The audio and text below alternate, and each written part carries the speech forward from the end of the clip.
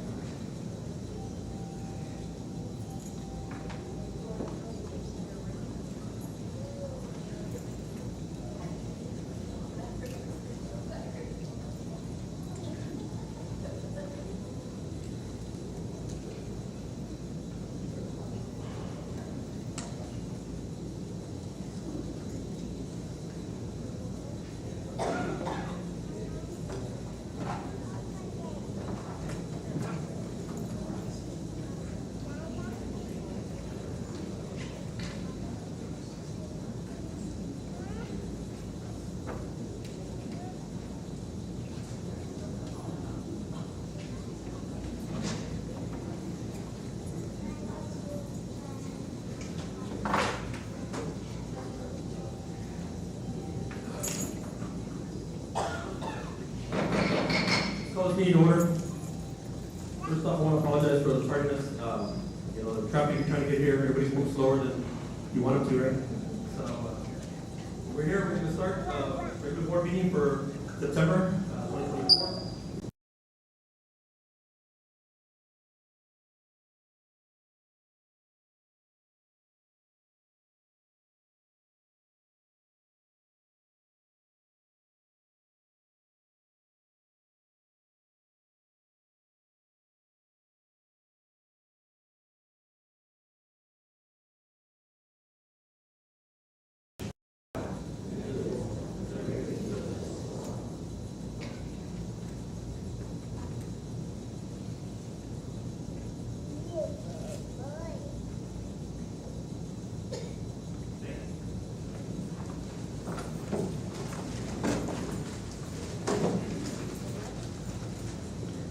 Next on the agenda, we have public hearing presentation and discussion of CSCIC School First Financial Integrity Rating System Assessment Report for 2023-2024.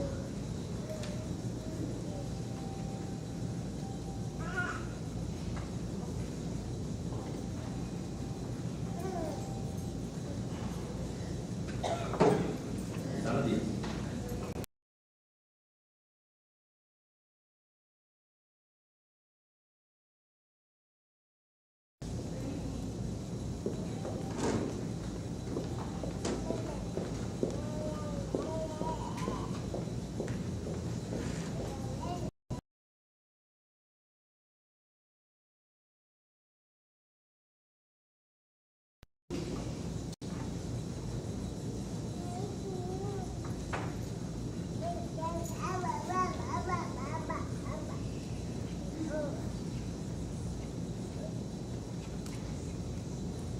Okay, good evening. Can you hear me okay? Is this on?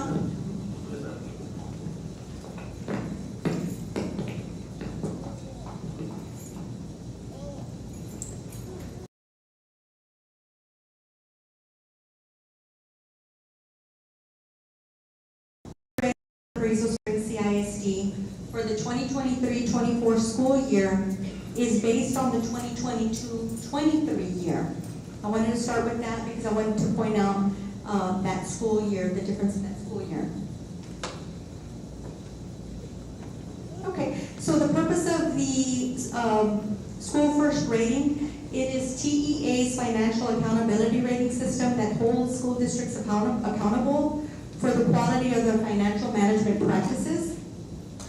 And I wanted to share with you also, we have a management report that is also required that we prepare as required by TEA.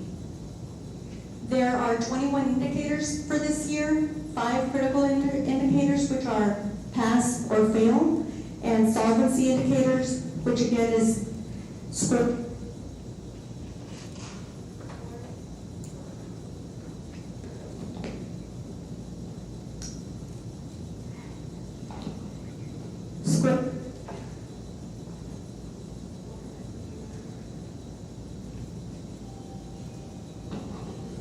Which score?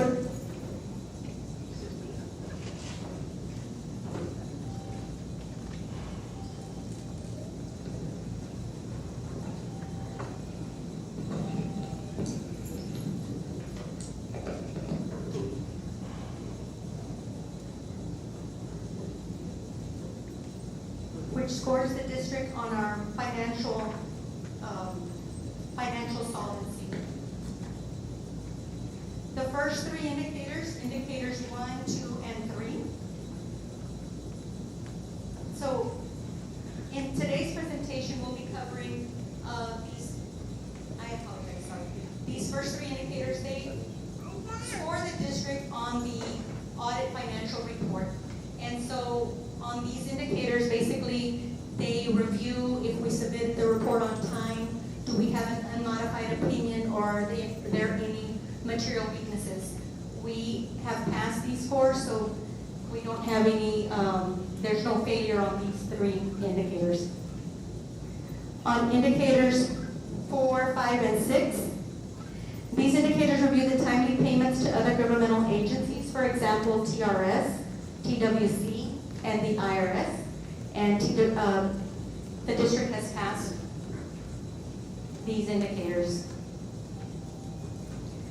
Indicators 6, 7, and 8 review the district's assigned and unassigned fund balance. In this example, we do exceed the 75-day requirement for operational expenses, cash on hand requirements, and the ratio of assets to liability. So for an example, we're required to have 75 days of cash for operational expenses, but we have 11 months worth of fund balance. So we have passed these indicators, and for indicators 6, 7, and 8, we have a score of 10 out of 10. Indicators 9, 10, 11, and 12. These indicators review the revenue over expenditures for the district, long-term liabilities, and our ability to pay future debt. And we scored 10 out of 10 points on each of these indicators. For indicators 13, 14, and 15, these indicators review the revenue over expenditures. Whoops, I apologize. I think I have a duplicate there.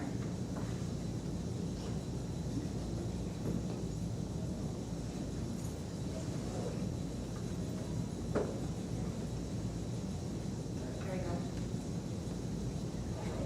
So on indicators 13, 14, and 15, 13 is the school district administrative cost ratio. 14 is the measures if the school district did not have a 15% decline in student to staff ratio. And then indicator 15 is not evaluated by TEA at this time. On indicator 3, we scored a 6 out of 10. 14, 10 out of 10. And indicator 5, since it's not being evaluated by TEA, we do get the 5 out of 5 points. For indicators 16, 17, and 18, this measures the timely reporting of our PEIMS update. This is where we upload our student information and our financial information with a low error rate. And so on this indicator, we have scored, we have passed the ceiling for the first two indicators, 16 and 17. And for indicator 18, we scored 10 out of 10 points. And the last three indicators, indicators 19, 20, and 21, these measure required web postings, for example, like our approved budget, the public hearing. Did we process that correctly and post the public hearing on the proposed budget on a timely manner?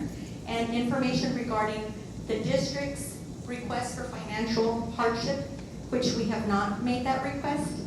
And we got a 5 out of 5 out of first indicator number 19, and we passed both of the indicators 20 and 21.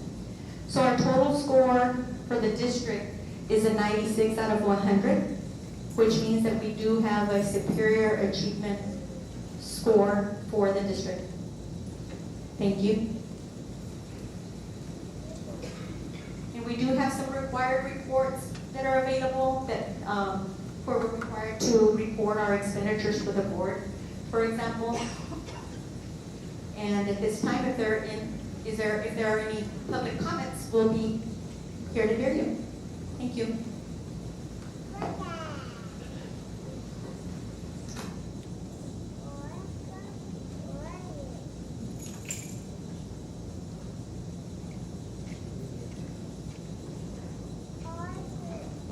Gloria, did anybody sign up for public comment, or do you want to open that?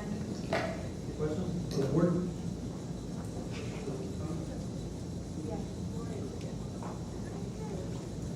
So we're going to move on to number 5. Thank you. Thank you very much, Ms. Diaz. We're going to move on to number 5, student and staff recognition for Carrizo Springs Elementary.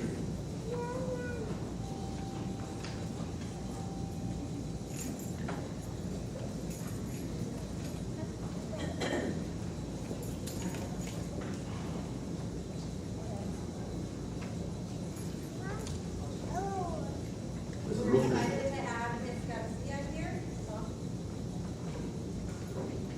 We're excited to have our Carrizo Springs Elementary Principal, Ms. Garcia here, and we are doing a staff recognition, and she was tasked with recognizing 2 staff members, and so she's going to tell us a little bit about why she picked them. Thank you, Ms. Garcia.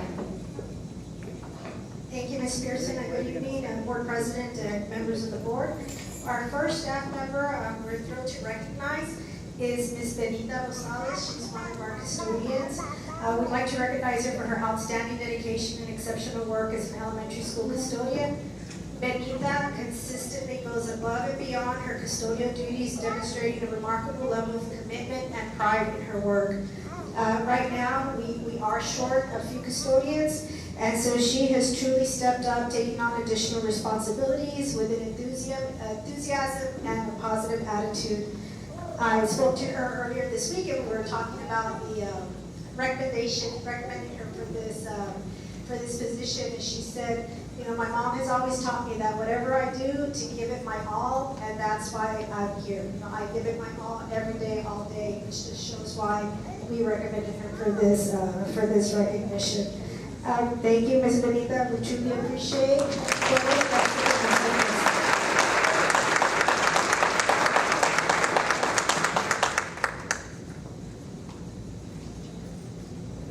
Our next staff member that we're delighted to recognize is Ms. Angela Lopez. She's one of our kindergarten teachers for her exceptional work as a kindergarten teacher.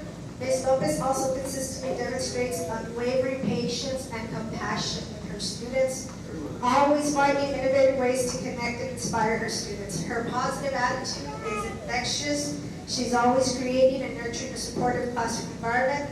Additionally, Ms. Lopez generously shares her creative insights and ideas with her co-workers, contributing to a collaborative and enriching teaching atmosphere. Her dedication and enthusiasm make a profound difference in the lives of her students and colleagues. And in addition, I'd like to add that her daughter is now student teaching, or she's getting her hours to become a teacher as well. So we're also excited to see her daughter come in a few years and also be a teacher. So thank you so much.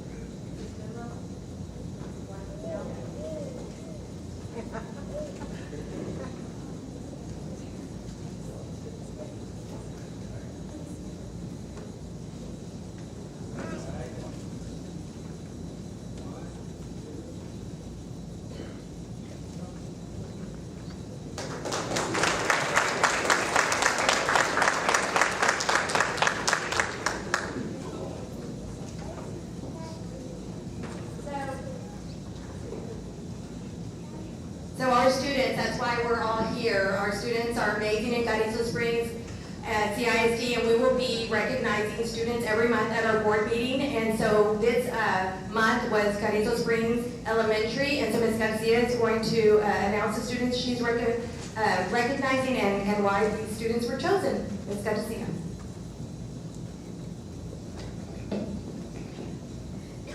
So this year, CSC has had the privilege of having a music teacher for the first time in many years, and we were really excited. She is a first-year teacher, so I thought it would be great to have, she's seen all of the students, to ask her what her recommendation was, which class, if any, stood out more than others. And she nominated the second grade students in Mrs. Villanueva's homeroom class. She stated that they have shown an excellent behavior and attentiveness, and this is our pre-K, kinder, first, second, and third grade classes. So of all the classes, this class has shown the most attentiveness, excellent behavior, and enthusiastic participation in Ms. Garcia's music class. Their positive attitude and engagement have truly made a difference in the classroom, showcasing their dedication and learning and respect for their peers. So thank you so much, Ms. Villanueva's class. We are extremely proud of you. Can we please give these students a big round of applause? Thank you.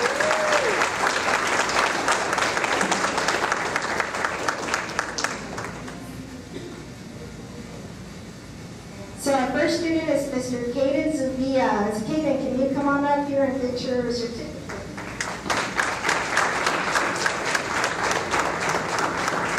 We have Kensley Salmon.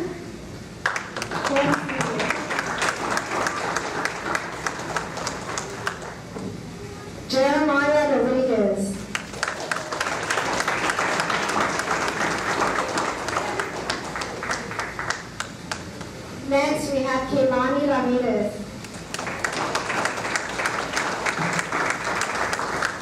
Alina Hernandez.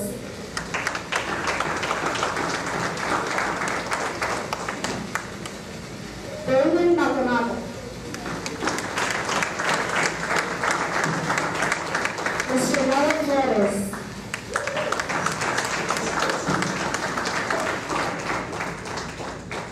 Emery Cadena.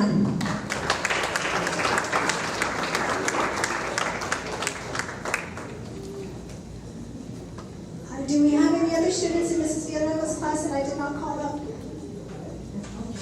So thank you, boys and girls in Ms. Villanueva's class, for being such an amazing class in music.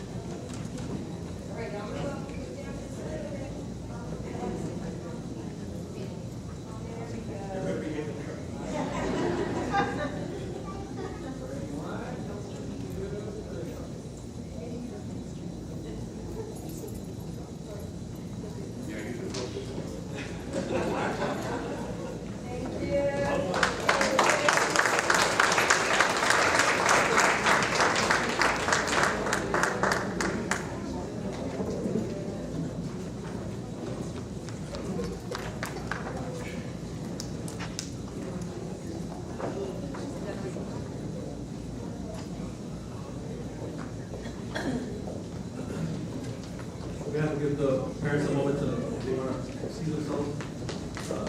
The meeting can be long and tiresome. Not for me, for the other here. Oh, for the kids, yeah.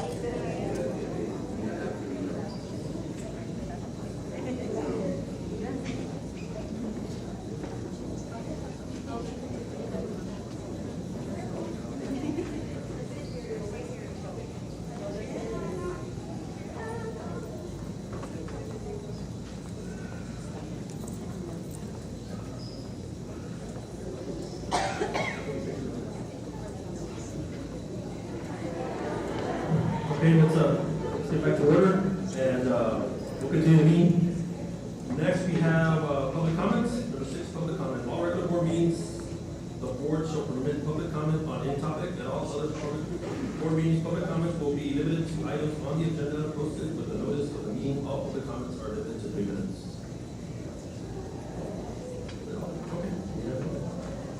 We're going to move up number 9. Number 9 is going to be an adjustment on the agenda. We'll move number 9 to the reports, information items. 9A, financial briefing. I'm sorry. General fund financial statement, child nutrition financial statement, and debt service fund financial statement.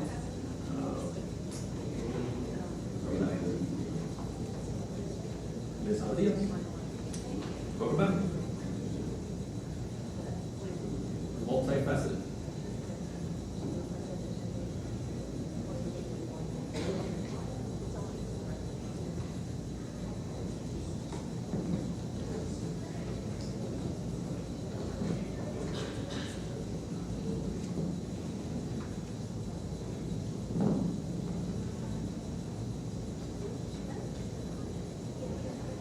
Okay, thank you. So for the monthly financial statements for August of 2024, this is our end of year report for 8/31 of 2024. However, of course, these are not our final figures. We still have bills that come in this month, and we do report them to that year if they do come in for that period. But as of this moment, as of the moment that we reported, these are our numbers. So for the general fund, 99% of the budgeted revenue was realized, and so our revenue collected to date for the year is $67,841,199. Our year-to-date expenditures recorded as of the date of this report was $66,362,499. So our revenue over expenditures for the end of the fiscal year, unaudited of course at this moment, is $1,478,700. Okay. I also want to add that we did have some projects that were board approved to be paid out of fund balance. Some of these items have already been recorded. For example, after this report, our track resurfacing, which shows $375,000, our balance for that is $19,000, and that portion has already been recorded. But as of the moment that we ran this report, we had not received that invoice, but now we have. But these are the items that remain outstanding to be posted while we close out the fiscal year. For food service, our year-to-date revenues collected were $1,748,285. Our year-to-date expenditures were $2,107,000. So the deficit at this point is $358,374, of which the board will transfer that from general fund to food service. And so that's the update on that fund. For the debt service, we have collected $12,865,955. Our year-to-date expenses for our bond payments were $10,178,610, leaving a fund balance of $2,687,345. And if the board will recall, for our 24-25 budget, we're going to use some of this to keep our tax at the same level. But I wanted to give you that update. Go to the next page. So here on this page, you can see our general fund overview. Again, I already went over the $67,841 of revenue and the expenses, and I wanted to show you at the very bottom of that. I know it's kind of small right there, but here's where we calculate our fund balance. We mentioned during the school first rating, our number of months that we could operate is 11 months. And the rating is looking for 75 days. I think that was a question that we had before. On the next page, you will see Fund 101, which is our food service fund. And here our revenue over expenditures, like I mentioned previously, the shortfall is $358,784. And the carry forward fund balance from the previous year, if you'll recall I brought this up before, was $370,144. So that combined total is the deficit that we would cover at the end of this fiscal year. In the Fund 511, I just discussed it in our summary page, so I have nothing additional to add here other than we do have revenues over expenditures of $2.6 million. We can scroll to the next one.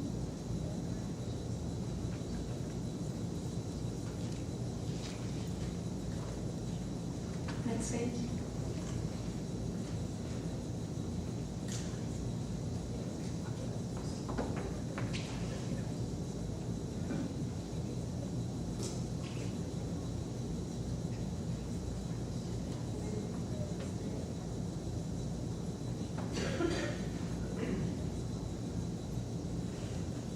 Can you keep scrolling or no?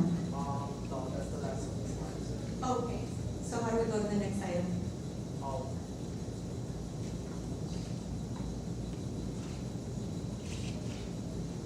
The tax collector.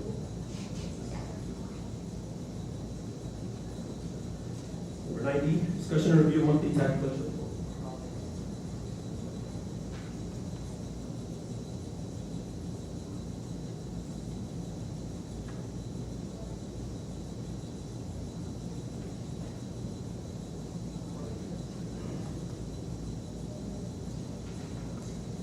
the third from the top? Third one, Yes, thank you. Okay, so on our tax collection report, as of 8/31/2024, we have collected 64,457,730. We had budgeted 64,419,209. So we're about 38,523. Oh,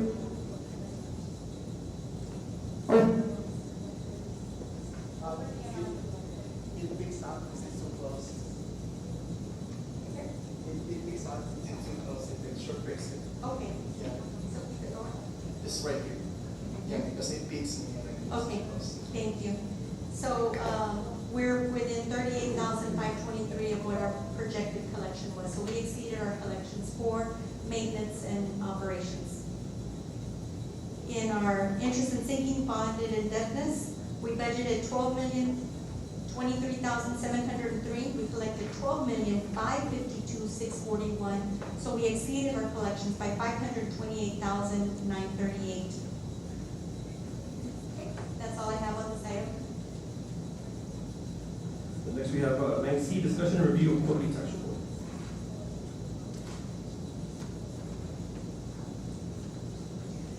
So our quarterly tax report is quite a lengthy document, but it does recap the quarterly investments for the past 3 months. And this one does require our signature from the superintendent and myself. I have nothing else to add unless you have any specific questions from the report that you have. I have a question. I just would like to point out that as far as the general fund, food service and interest and sinking, the school district operated within the budget, you can see here. So, on the general fund, the expenditure is just 97% of the budget. And food service, it's 98% for the budget. Interest and sinking is just 84%. Maybe look at that. But that's so good news is that the revenues were not realized 100%, right? Yeah, we exceeded our revenue. So in interest and sinking, we exceeded by we were at 106% of collection. Yeah, Yes. but the general fund, we were short. We exceeded the revenue for the local funds, but the problem is that we didn't realize the revenues for the state and the federal programs. We were short by, I think it's Yes. 600,000. Yes, you're correct. So I don't know if you remember when I brought forward the end of year budget amendment. I did reduce those amendments at the end of the year by quite a number, but probably I could have reduced it even further because I think the budgeted figure was like 700,000, and we were still collecting low. At that point, I was still recognizing and reconciling our revenue. So I did complete our tax collection revenue. I have not done with the state collections. So there may be another final figure before we get to the audit. But yeah, you're right. At this point, we did not, we were over budgeted the way the budget was originally presented. Yes, sir, you're correct. Yeah, and, But the 99% of collections that was recorded in the executive summary is for all funds, including, for example, interest, gate receipts, JROTC, and other revenue.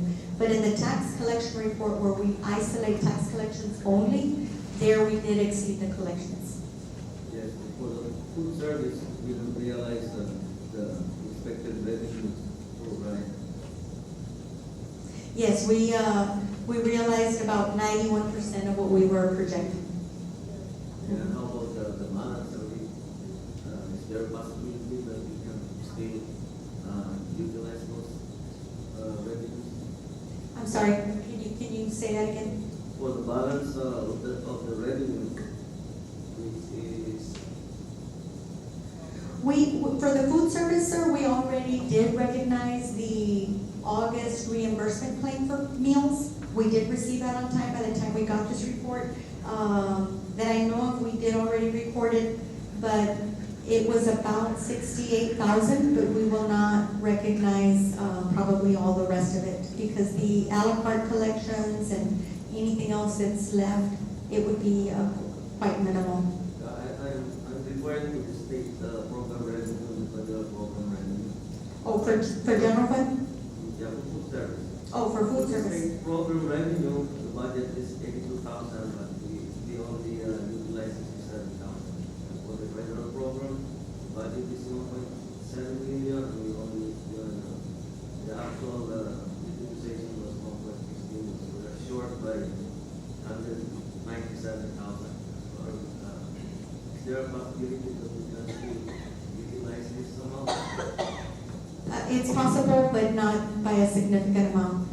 Like I mentioned earlier, I'm not done reconciling all of the revenue of the district, and so the state programs and the federal are areas that I'm still reconciling. But as of this moment, as of 8/31, this is what we have recorded in our system. But there could be, but it won't be the whole 182. No, sir. But this will not carry over to the next? No, sir. No. Brand new year, we start with brand new revenue projections and so forth. And this year, I mean, I don't know about this specific year because this was the previous year, but for the 24-25 year, we did review our revenue in detail with Ms. Marroquin, the director of food service, and we projected that together.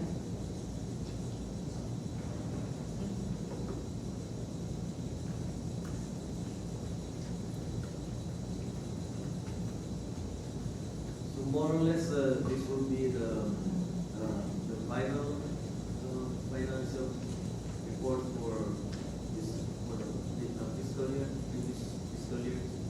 Yes, you're talking about the 1.4 million for the end of year fund balance? Yeah, for the general fund. Yeah, as of right now, yes, but we're barely gonna start the audit in October, and so there may be some adjustments, once the auditors come in, or there may be some final things. For example, we still have invoices that come in through the end of August for bills that have not, that we haven't reported yet, that we have not received. But as of this moment, that is our balance.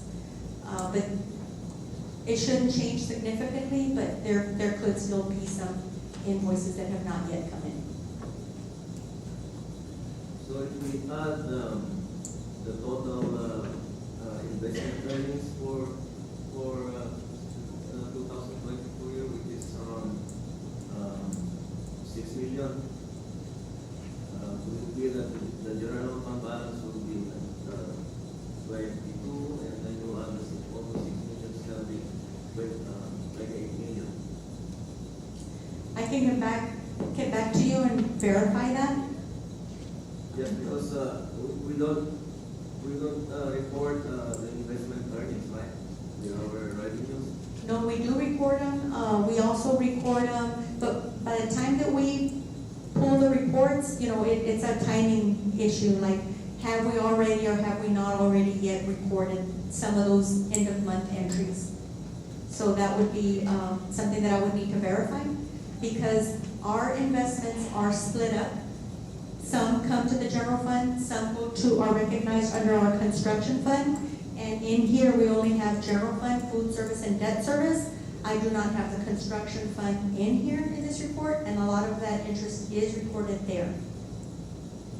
Because of now, as of end of August or end of the fiscal year, we earned like 6.9 million just for the investment. Yes, sir. And interest earned under bond monies will be recognized under the fund code for bond. It can only be used for bond-like activities. That's my understanding, but I can double check and get back with you. But we do have to record interest earned in the fund that it was earned. So general fund interest is earned with the general fund. Debt service for our debt payments, for the bond payments, are going into the 511, which is recorded here. And then the construction fund is completely separate.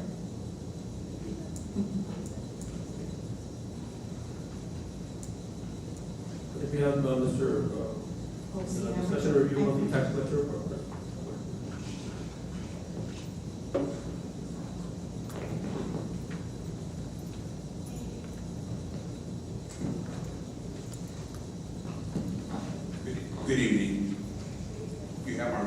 it's in the usual format that I give to you. The first item is the final notice letters. Roman numeral 1. Past quarter, we did 31 final notice letters that represent 57 delinquent accounts. And they're listed on pages 1, 2, and 3 by the taxpayer name, a brief property description, the account number, and the taxes due to the school district at the time those letters were mailed down. Those are on pages 1, 2, and 3. Also on page 3 are Roman numeral 2 are delinquent tax suits. We did file 5 new tax suits on 5 accounts, and they're listed there at the bottom of page 3 by the suit number, defendant name, a break property, account number, and the taxes due to the school district at the time that the suits were filed. So those 5 there on page 3. Which carries on to page 4, Roman numeral 3 are tax dockets. We did have 2 dockets on July 11th, one in each district court on that date. The 293rd docket on July 11th is there on page 4. And it's listed there about a suit number, taxpayer, a brief property description, account number, taxes due to the school district, and the status of the case on that date, the June 11th, on that case. And that also appears on page 5. It's also the same document, same date, the 365th District Court. And those cases are listed there by the same information there on page 5. At the bottom of page 5, Roman numeral 4, scheduled tax dockets. Our next tax docket is scheduled for September 10th, which was a week ago. And there were 5 cases there. The next docket is on October 17th, and those are listed on pages 6 and 7 by the same information of the tax number, defendant's name, the brief property, and the property account number. They're on pages 6 and 7. Also on page 7, Roman numeral 5, sheriff's tax sale. We have scheduled a tax sale for October 1st at the courthouse. There are 10 tax suits involved in the tax sale, which include 12 properties. And those properties to be auctioned on October 1st are there listed on pages 7 and 8. All the way to the bottom 8, they're listed by suit number, defendant's name, a brief property description, and the property ID number of each property for those 12 properties. That's on page 7 and 8. Page 9, final item. Item number 6, delinquent tax collections. The total base tax collected in the past 3 months total $305,696.88. That base tax total there is broken down by the 3 months, May, June, July, and by the 2 funds. And that total is $305,696.88. That very quickly summarizes the report. If there's any questions regarding the report, I'll answer your questions.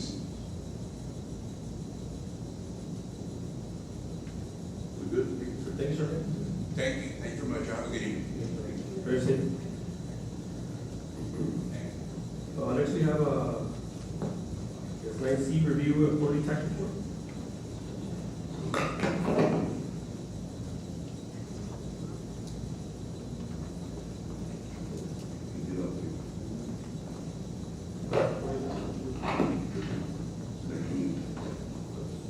What item is this again? I'm sorry. The quarterly investment report or tax report. Yeah, I did. I think I presented that already, right? Yeah, Mark. Yes, I apologize.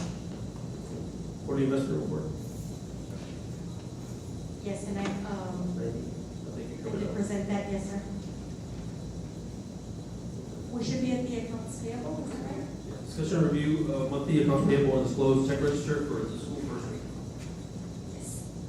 So I have no additional information to add unless you have any questions on the report presented.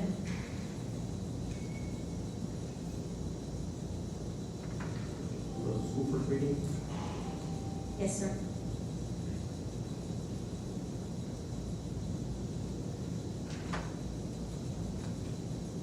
So I'm glad you brought that up. One of the reasons we put the check register in here is because we do want to get those points on the school first rating. And so we make it public and it's transparent for the community, and then we grab those points for our school first rating. Questions? 9F, discussion and review of vendors over $50,000 report for the district. So this report here will give you a year-to-date report on the expenses for all of the vendors from 9/1 of 2023 to 8/31 of 2024. And it gives you the total by vendor, so it's for your review. And you can see our major vendors that we spend more than $50,000 on.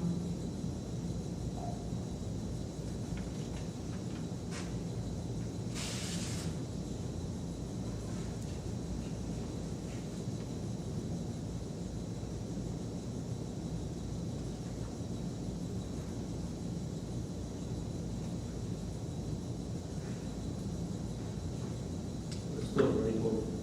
Yep, it's a running total, yes, year-to-date, but this one happens to be the end of year one. So if you wanted to see how much we spend in total, for example, Blue Cross Blue Shield is 2.6 million.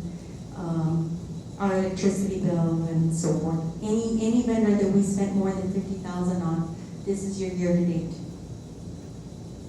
report. Any questions? No? Thank you very much. Yes. Thank you very much. Number 10 today, consideration of minutes of the regular board meeting of August 20th, 2024, special board meeting September 3rd, 2024, and special meeting September 12th, 2024. Motion made by Mr. Aldoria. Second. Seconded by Mr. Juan Cruz. All in favor? Aye. All opposed? Motion carried. Let's go back to 7A. Announcements and communication presentation. 7A, presentation of professional learning sponsored by CSCSD Curriculum Instruction and Assessment Department. I want to see how long y'all last there. So.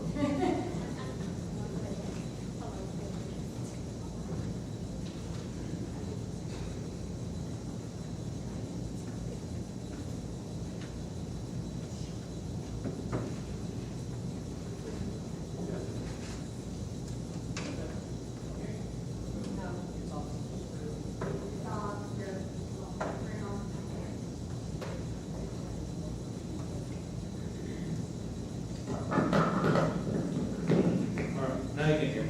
All right. Okay, so what we have here is each month the Department of Curriculum Instruction and Assessment will highlight various areas which support student learning across the district. So tonight we're going to start with highlighting professional learning that teachers partook to enhance their Tier 1 instruction. So let's review briefly the department's mission and vision statements. So our mission is to provide a rigorous and relevant curriculum which empowers all students.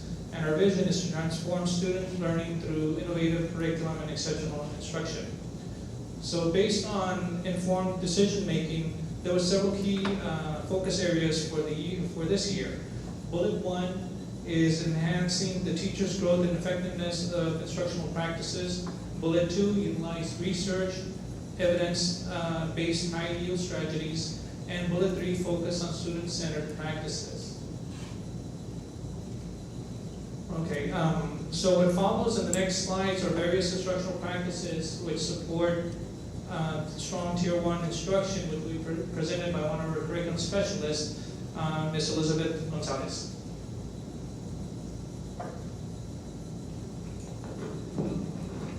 Thank you, Mr. T, and thank you, Board, for the opportunity. So we wanted to highlight a couple of activities that we've collaborated with other departments and curated and developed the professional development for this. So the first one, the HR department invited us for the new teacher orientation, where we were able to review curriculum frameworks and high-quality instructional materials utilized across the district, across all subjects, and to share the district-provided supplemental resources supporting Tier 1 instruction. So you have some photos here of us during the new teacher orientation, highlighting such programs as TEAS Resource System. And this next training that we had was the T-Test. So this is the evaluation tool that's used for teachers. So we had, we did a training along with the campus administration to enhance communication, common language, and expectations between teachers and administrators regarding strong Tier 1 instruction and what makes good first instruction. The next training that we delivered was high yield instructional strategies. This was student-centered activities designed for differentiation to provide informal evaluation of learning. So building corners, turn and talks, and teachers had an opportunity to practice these things. We're highlighting at each campus like a strategy of the week, and we're documenting all of that as teachers are using some of these instructional strategies. This next one is using writing to show and enhance thinking. This was an area of opportunity for our district, so we wanted to bring a writing training to support reciprocal writing, enhancing the relationship between reading and writing, and cross-curricular writing activities to enhance learning and deeper understanding of the content. If you see some familiar faces here, they're not all reading language arts teachers. Some of these are science, social studies, math teachers. So we brought this so that we can integrate cross-curricular writing activities. This next one we're excited about. This is something that's new to the district. We're doing a new screener, the NWEA Math Growth Screener for math and reading. We're excited because this is normed. It's a nationally normed assessment. It is a universal screener to identify student strengths and areas of opportunity for Tier 1 planning and differentiated personalized instruction.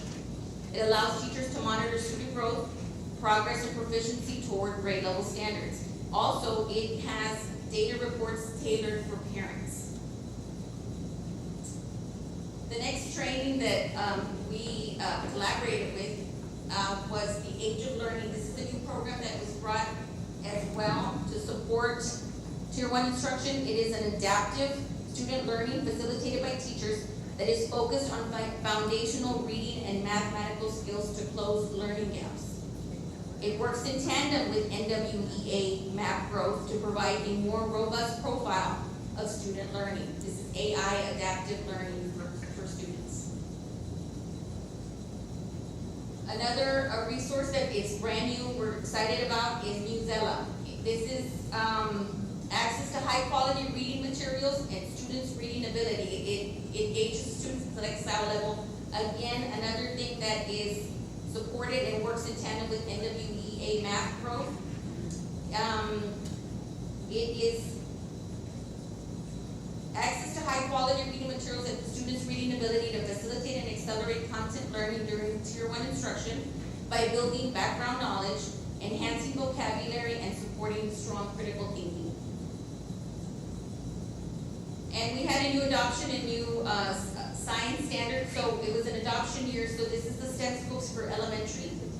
And we brought in the trainers to provide inquiry-based, interactive, and engaging experiences to enhance student mastery of scientific concepts. So the first photo you see is the teachers being trained, but the second one I was very excited about because these are third grade students actually doing a high engagement activity that was directly from STEM scopes.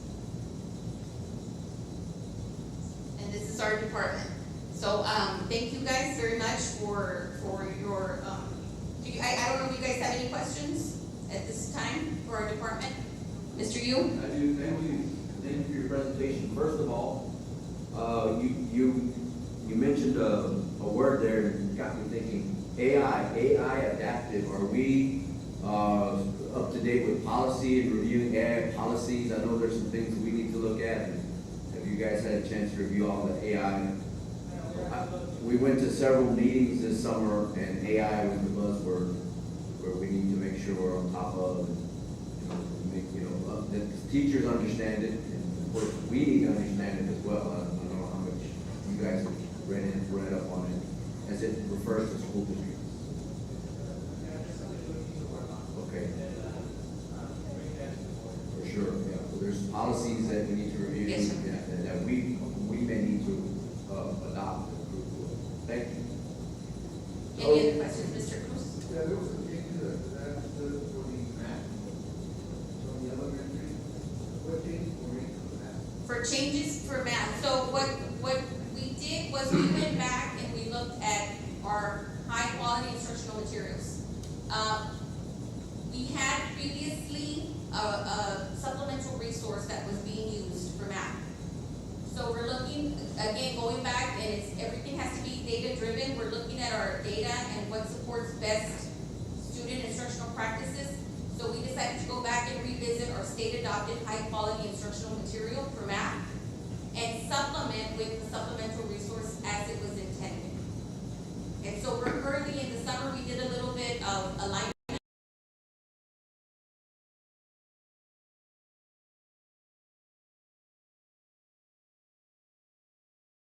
Priority,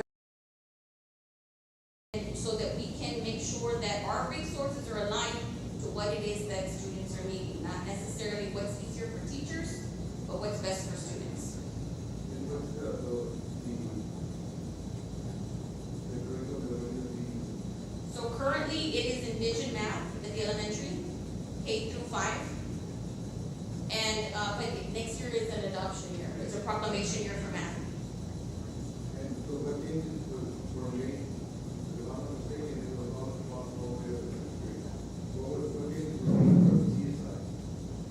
As well. Was there anything major? CSI is the same, except that 6th grade now has the advanced math class. And Go Math is a resource. So when we're talking about the grade level alignments, K through 5 has the same resources, and 6th grade is more aligned to junior high, so they have a different. Kind of like a CAP class or? It is the advanced math, yes, sir. Advanced math. Yes, sir. So the 14th and 5th will still be using? Envision Math, Envision. which is the state adoption share most would be the supplemental materials. So it'd be all those grades there as well, from? Yes, sir. From the CSE to the CSI. That is correct. Appreciate it. Yes, sir. With all these new instructional strategies, how does that support getting to the teachers? Like, there's a lot of teachers that probably are, you know, with the advent of the new school year, and, you know, they're busy. I mean, there's other stuff, there's lesson plans, there's. 100%, yes. Yeah, And so the how does overwhelming that support? nature of the beginning of the school year, absolutely. So we did some training at the beginning in the summer, but throughout, so, and using the materials, the resources that we have, like Leap Forward, for example, that has instructional strategies already in playlist. We also created an in-house, from various different resources, using Teach Resource, using the Leap Forward strategies. We created our own instructional strategies playbook, and it's always present at our POC meetings. It's on the teacher dashboards. Teachers have it readily available. So if teachers need any additional help, we can go in there and model lessons. We can discuss, like I said, at CSE, we have a strategy of the week. So the grade levels decide on a subject, and they decide on the strategy that they're going to use. For example, 2nd grade did a graffiti wall, which is one of the strategies that we modeled during our training. They were able to use it and implement it the first week of school. So it's for just, like first-year teachers and First-year permanent teachers. subs, there's modeling in the class, because that's a lot of the things that we hear that they're not getting. And so we do at CSE, so I'm glad Ms. Garcia came up, we do POC. So when we go through our POC agenda, we have to identify those high yield instructional strategies that they're using. We're going through the lesson plan and doing the lesson plan audits. And so all of that, you know, and it's to support teachers. So there's documentation of this being done with them? Say that again, There's sir. documentation of this being done? Absolutely, we keep records of our POC agenda and the minutes. In addition, we had because we did have that shift in the math instruction, Mr. Velasquez has been at CSI and at CSE to do some cross-training with our teachers, because it's been 10 years, it was our adoption, but it's a 2.0, the Envision 2.0, so we just needed a refresher. Additionally, Mr. T's already been in contact with the publisher. We have some training coming up with Envision. And we have some in the summer also. So if we can get that documentation, like, or copies for us, The POC agendas or the or trainings? whatever you have, then we can. Yes, sir. Okay. Thank you. I think to follow up with Mr. Sosa, just, to ensure that the teachers are practicing it with fidelity and not overwhelmed with. Right. Yeah, ensure that they're having the time to get the best use of this program. And in addition, we do have a collaborative effort with the mentorship program, and any teacher who would want to benefit from it, whether we were not, that we're doing with HR, and it's called Love to Teach, Love to Learn. So we have some trainers that come in to specifically to, I know Mr. Yu is familiar with, Yeah. Mary Riley and Jamie Read it, Presley. Yes. But we're making it open to all teachers wanting support and administrators wanting support, and it's from 4 to 6, it's Zoom sessions. We already have the sessions already laid out, some of which are having to do with instructional strategies and, classroom management and anything that teachers might need additional support in. Is this still the traditional mentor, or is this an addition to the mentor? So it's required for first and second year teachers, but Okay. it's also now open to all teachers across the district. So we still practice our mentor program along with this?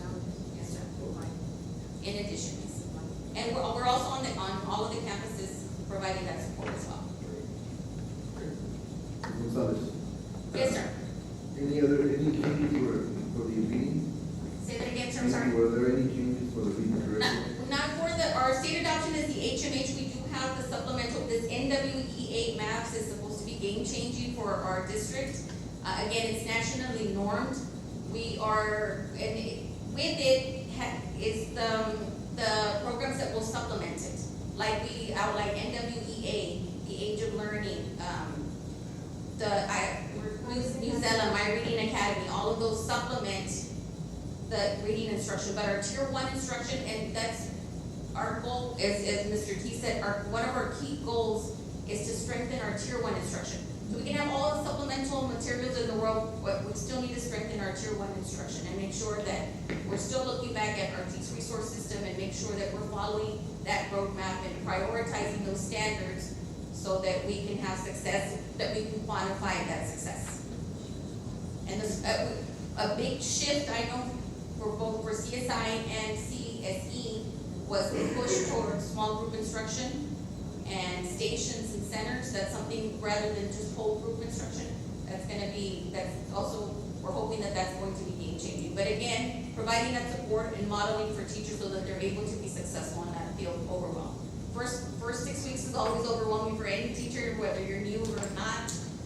But we're trying to provide as much support as possible so that they're not feeling overwhelmed. Thank you very much. Thank you, sir. Yeah, one last, Yes, sir, Mr. and again, I'm thinking with my teaching mind now, like, I don't say results, but reports, January, February, from when do y'all anticipate some feedback, I guess, So we have ongoing assessments, so Yeah. we have weekly assessments, we have CEAs, we're currently working on CEAs, the first round of CEAs should occur. Our screener data should be ready, it's in real time as it's being completed. So at all times, we're reviewing, that's a very important part of our POC agenda, is at every POC agenda, every POC, we're going to review data. And we've asked, Ms. Pearson, we want to hear from you guys, and I know there's a lot of work to be done, a lot of Areas catching for up to do. opportunity. Yeah, Yes, sir. we want to hear from you guys, and so, another presentation in a few months down the road, where you guys are at, where we're at with the program, so we definitely want to hear from you all. But maybe it needs to be a separate meeting, possibly, we'll talk about that, but. And in addition to academics, we're also doing the social emotional learning. Excellent. Character Strong is a new program that we're implementing as well to support our Excellent, teachers. thank you so much. Thank you. Anything else? Thank you, Mr. Gonzalez. Thank you, sir. Thank you, Ms. Lopez. We'll move on to 7B, presentation of Wildcat Leadership Academy. Thank you, board members, and thank you for those questions. That was very insightful. Every month, we're going to invite our campus principals to share the great work they're doing on their campuses so they can share with the Board of Trustees. So I'm pleased to announce this evening the principal of the Wildcat Learning Academy, Ms. Sofia Morones.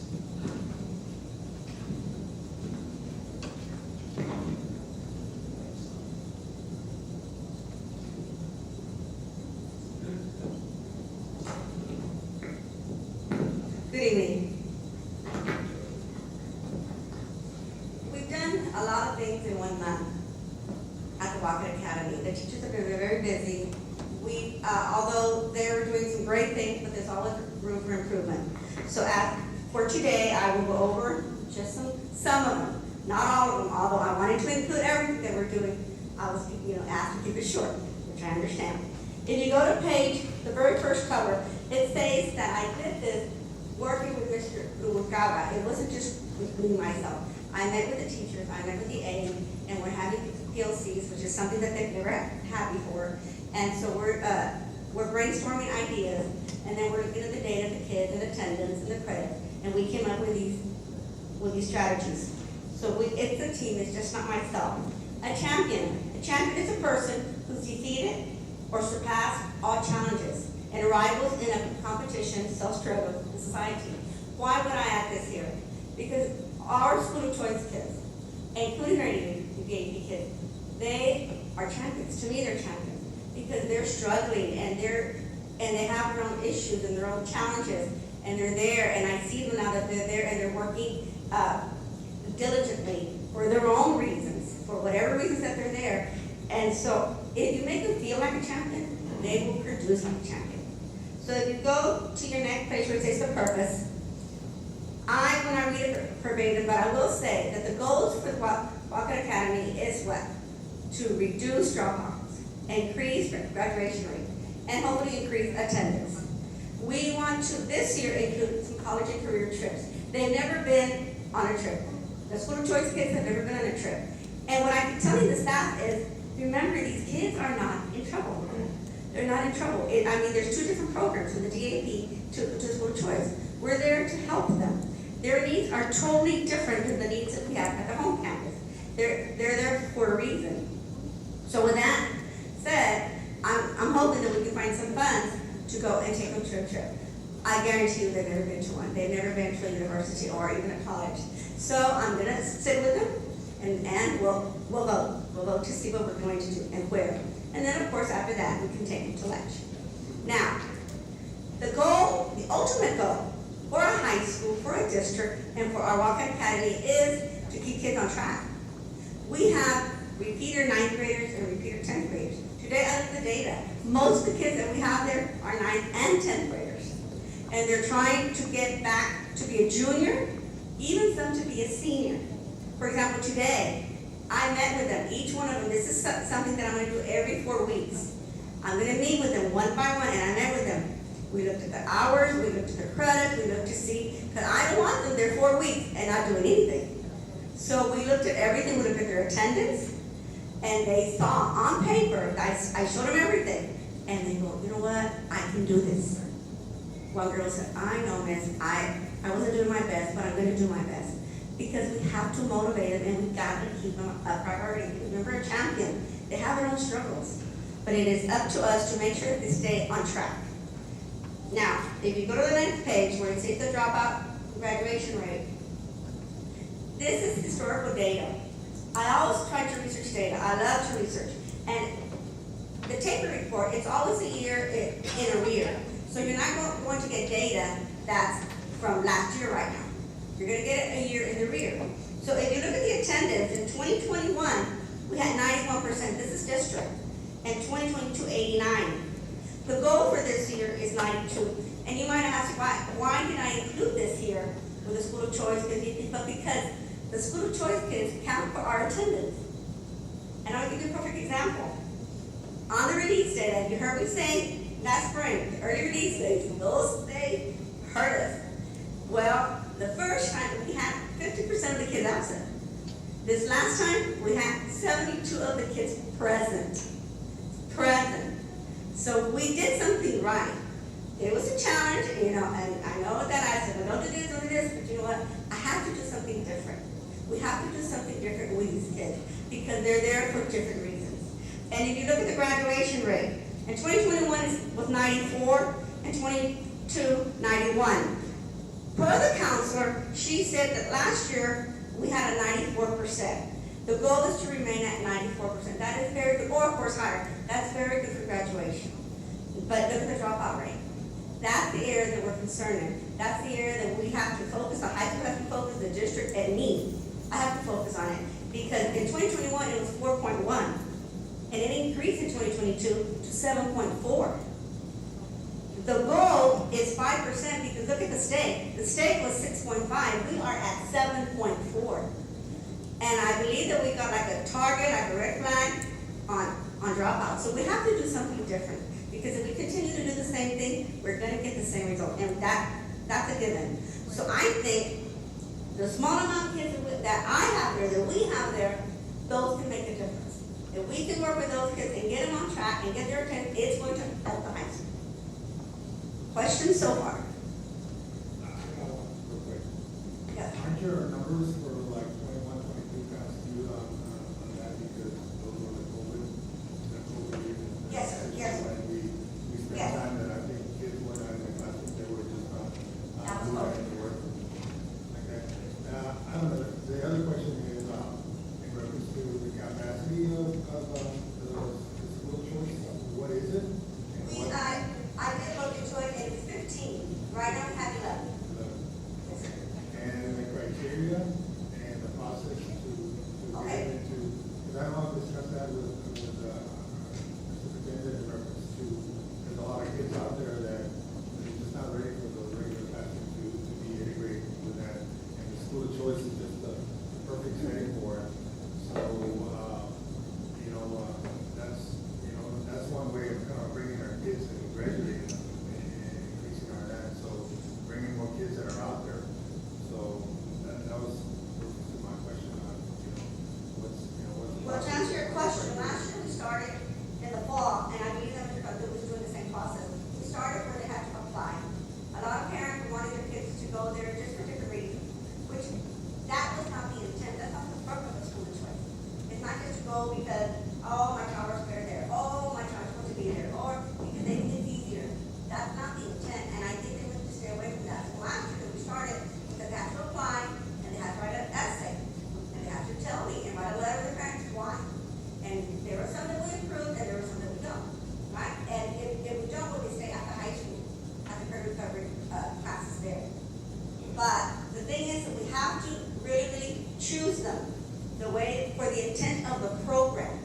Not just for the reason that they want to be there, or my child being bullied. I've heard that a couple of times. You know what, well, let's address it at the campus versus I'm going to go over there because my child being bullied. So those are things that we have to look at. Because at the end of the day, we have to look at the dropout rate, we have to look at the attendance. What we do there affects high school. So we need to make sure that we're working hard there, that we're doing new things, we're doing consistent things, so we can make sure that we help high school. Now, if you look for the pages where it says the School of Choice strategies,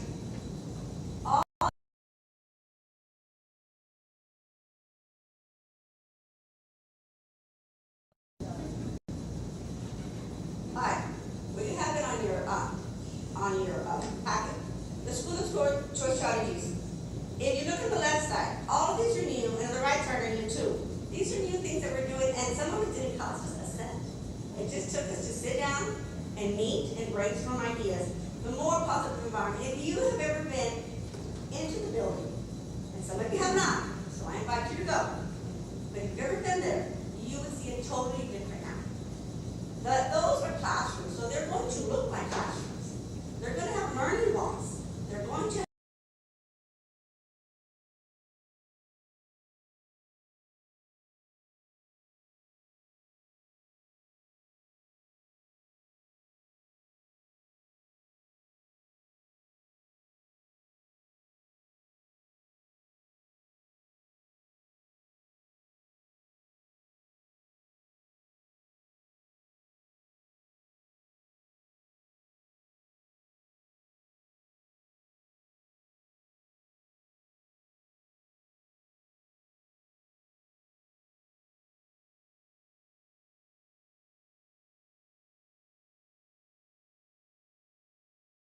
was amazing. She was, Mom, I got back on track.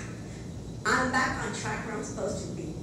It was just amazing. You just had to be there to hear the mother's voice. Very, very happy for her daughter. So that we're doing great things. It's just going to take more consistency and make sure that we stay with what we said we're going to do, because it's a challenging, very challenging.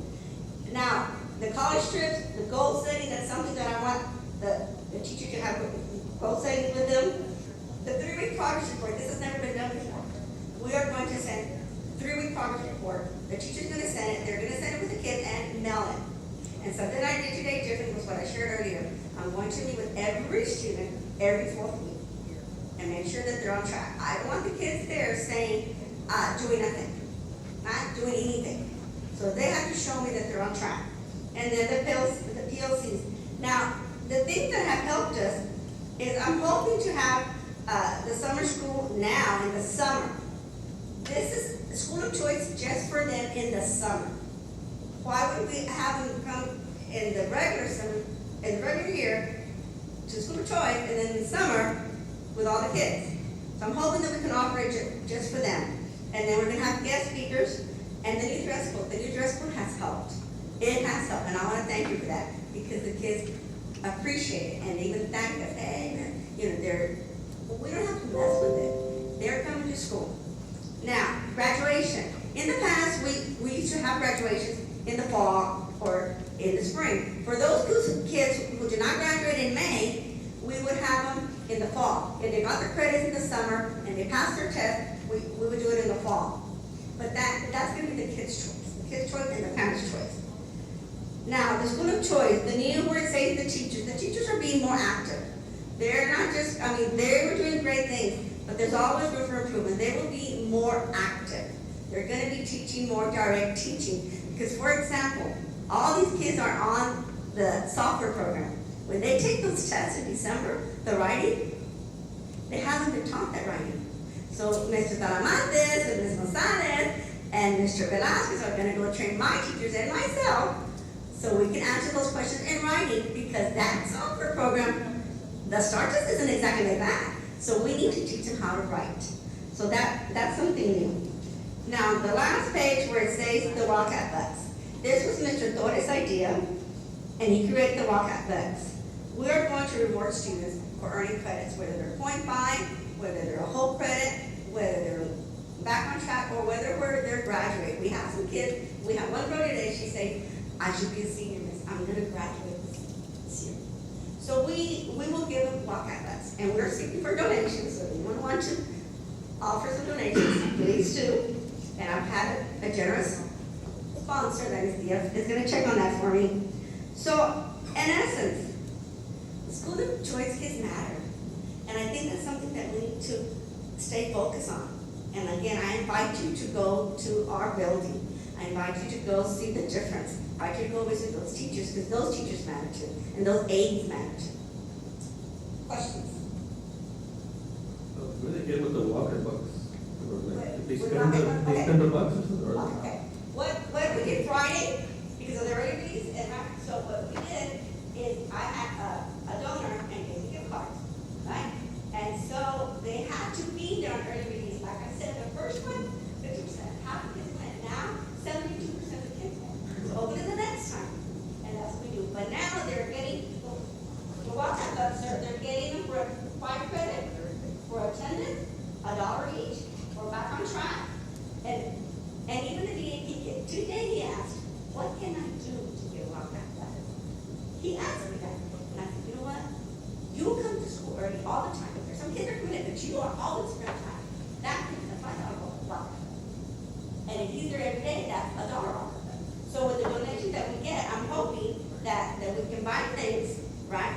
Gift cards or prizes. And I guess it's like a store, right? And they can see. But the prizes are good.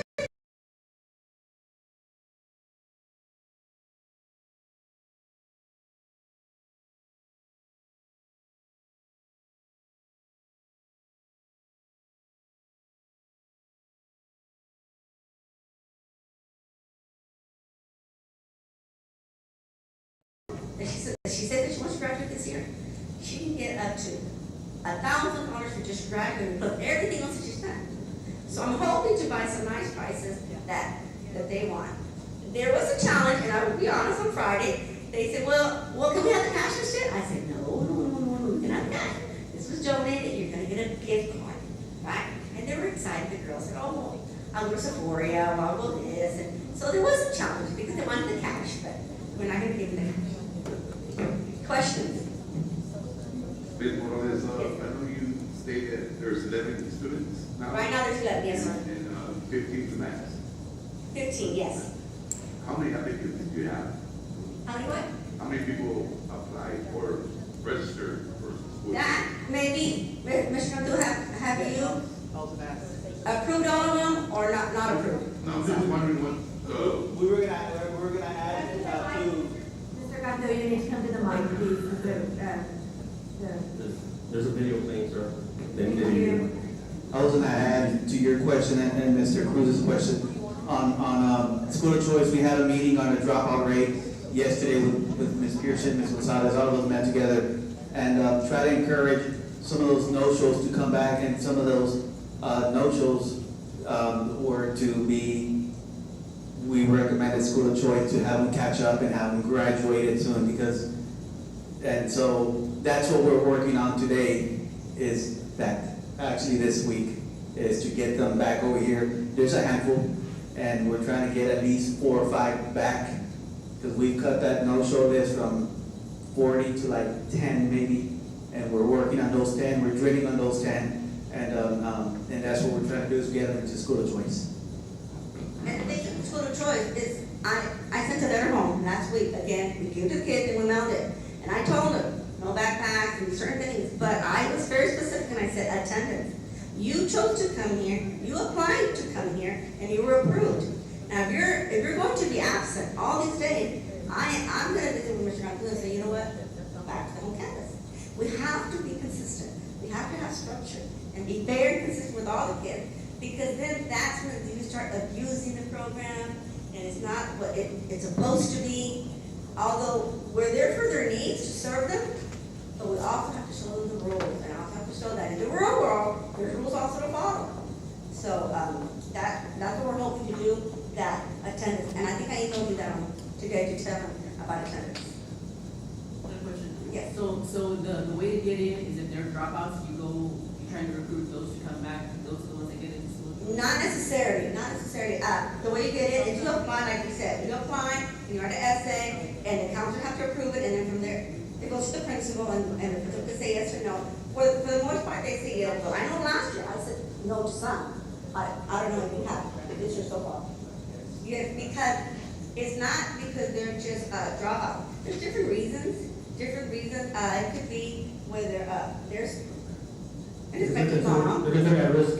Yeah, they're at risk for different reasons, right? It's not just for dropout. Like there's one girl that she's there and she got back on track, but she's still there. And I visited with the counselor, and they're gonna leave her for a while to see how she's doing, to make sure that she continues, right? So it's for credit recovery, but it's also with the principal's approval and the counselors. It's for those kids who already need it, that they have those certain needs, like this girl that she works, so she comes, and remember, it's a 4-hour that they have to be there from 9 to 1.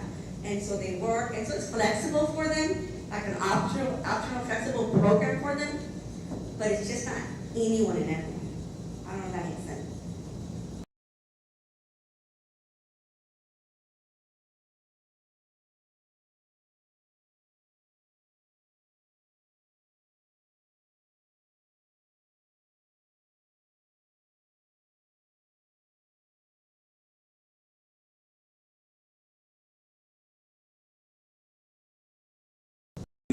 That route first, and if it's not working and they need more private or like a smaller seat, that's when we come to this. So it is credit recovery. The one we have at the high school is credit recovery, and that's the first step, and it's still not working there to prevent them from failing or not graduating.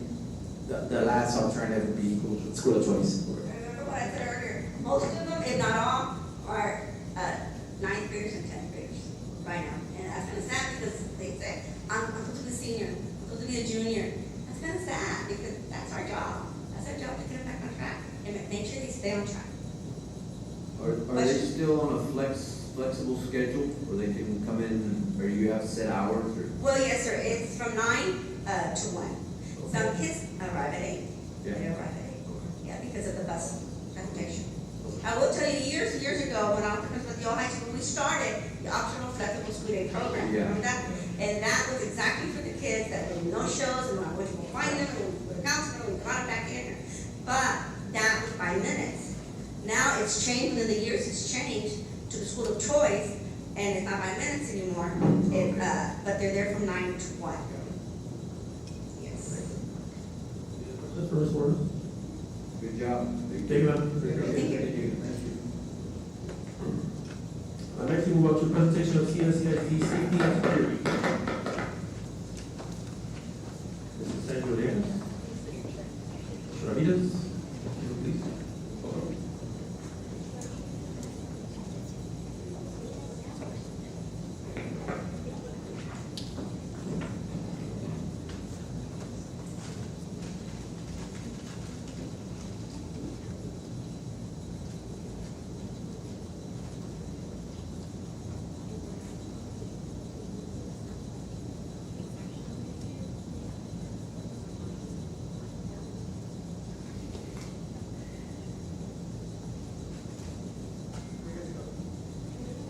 Okay, good evening. So, this is the school, safety and security presentation, that you requested. So, we're gonna go ahead and start.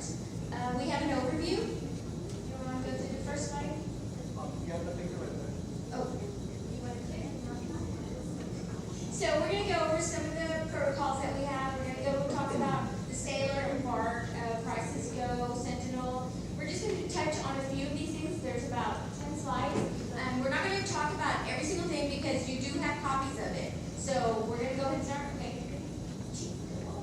So do you want me to talk about this? So at every campus at the beginning of the year for all staff, we're talking about your teachers, your custodians, your food service, anyone and everyone, including, because it's a requirement, every time that Mrs. Gonzalez's HR has a substitute training, she goes over these protocols. We go over hold, secure, and that just kind of gives you a little idea of what each one of them is. We also have a little card that has the standard response protocol. Mrs. Esmia does a really good job of printing them out, and then we give them to everyone. So behind their ID, they have that. They have the protocols. One thing that wasn't new, but we kind of, I don't know how to explain it. Maybe we hadn't been practicing, but we did come back and go over it. Is evacuate. We were.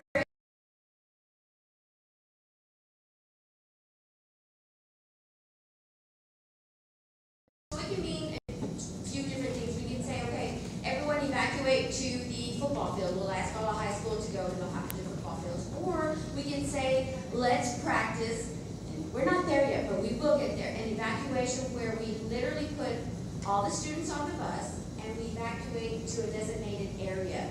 We're not there yet, but we're talking about it. So, and I'm going to get to a section that is going to tell you, thanks to Mrs. Pearson, what we're doing, and we're trying to encourage. Chief and I are going to try and do it a little bit more if Mrs. Pearson gives us time at every single principal meeting. And then in turn, we want them, and I guess we'll help them do it with their staff. So when we get to that slide, I'll talk about it. Okay.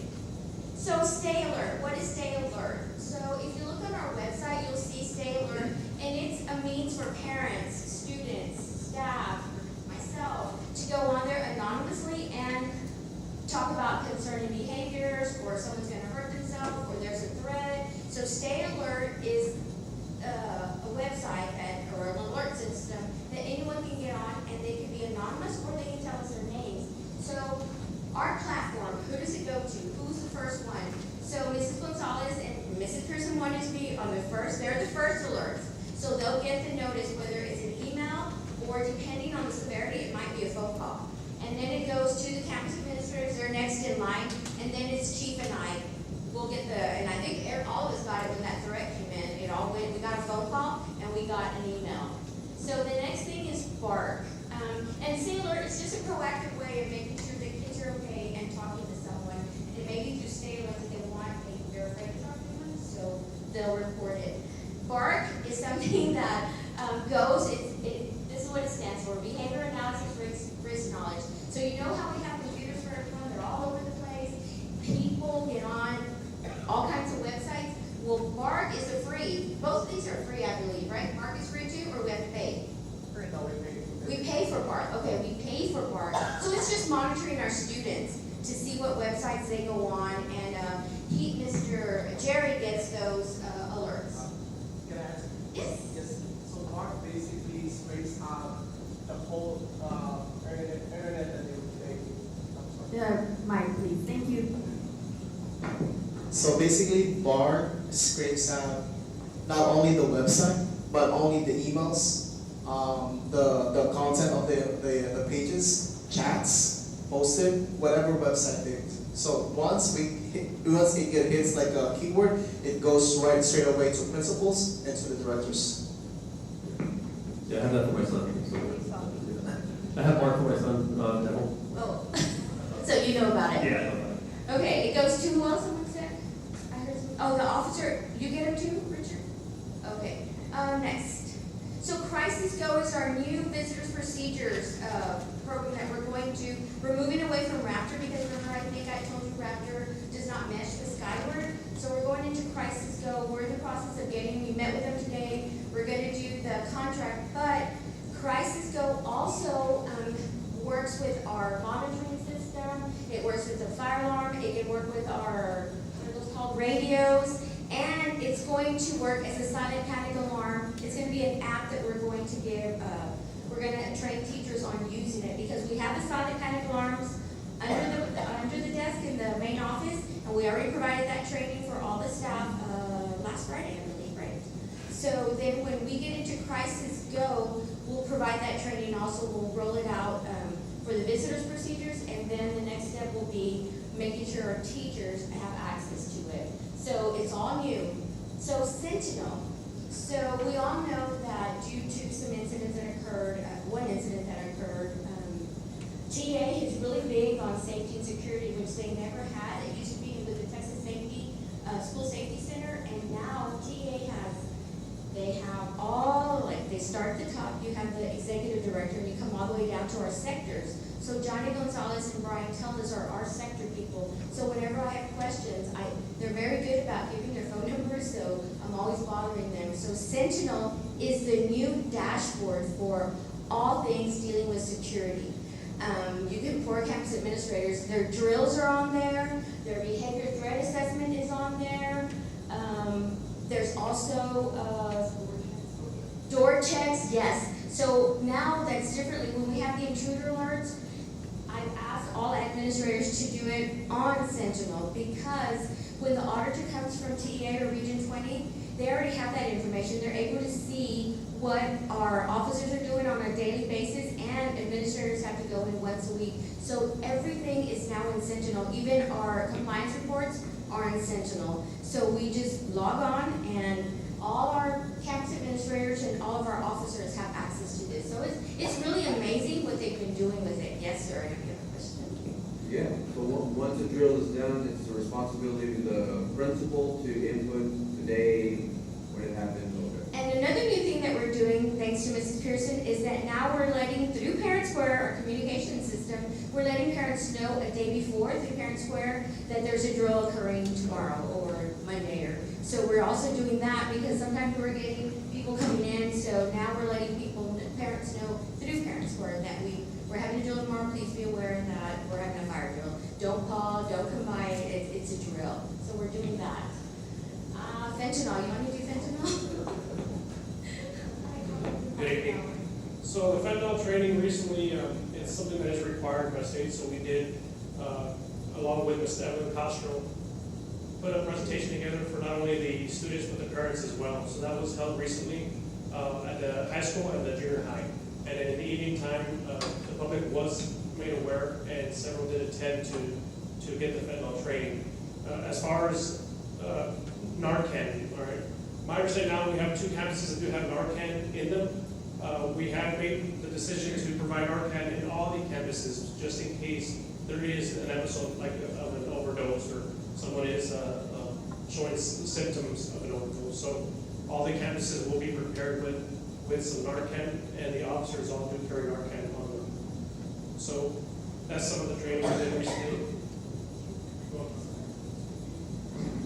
Okay, so our district safety committee, just a reminder, board members that are on it, we really need you to attend because it's important, because that is something that is auditable, and they'll look for our IDP, and they'll make sure that did our board members show up. The president is the one that's mandated.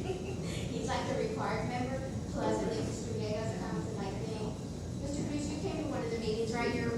So please make sure. So our next meeting is October 8th at 2024. We also are required to do radio checks, and radio checks, we'll ask all the law enforcement to come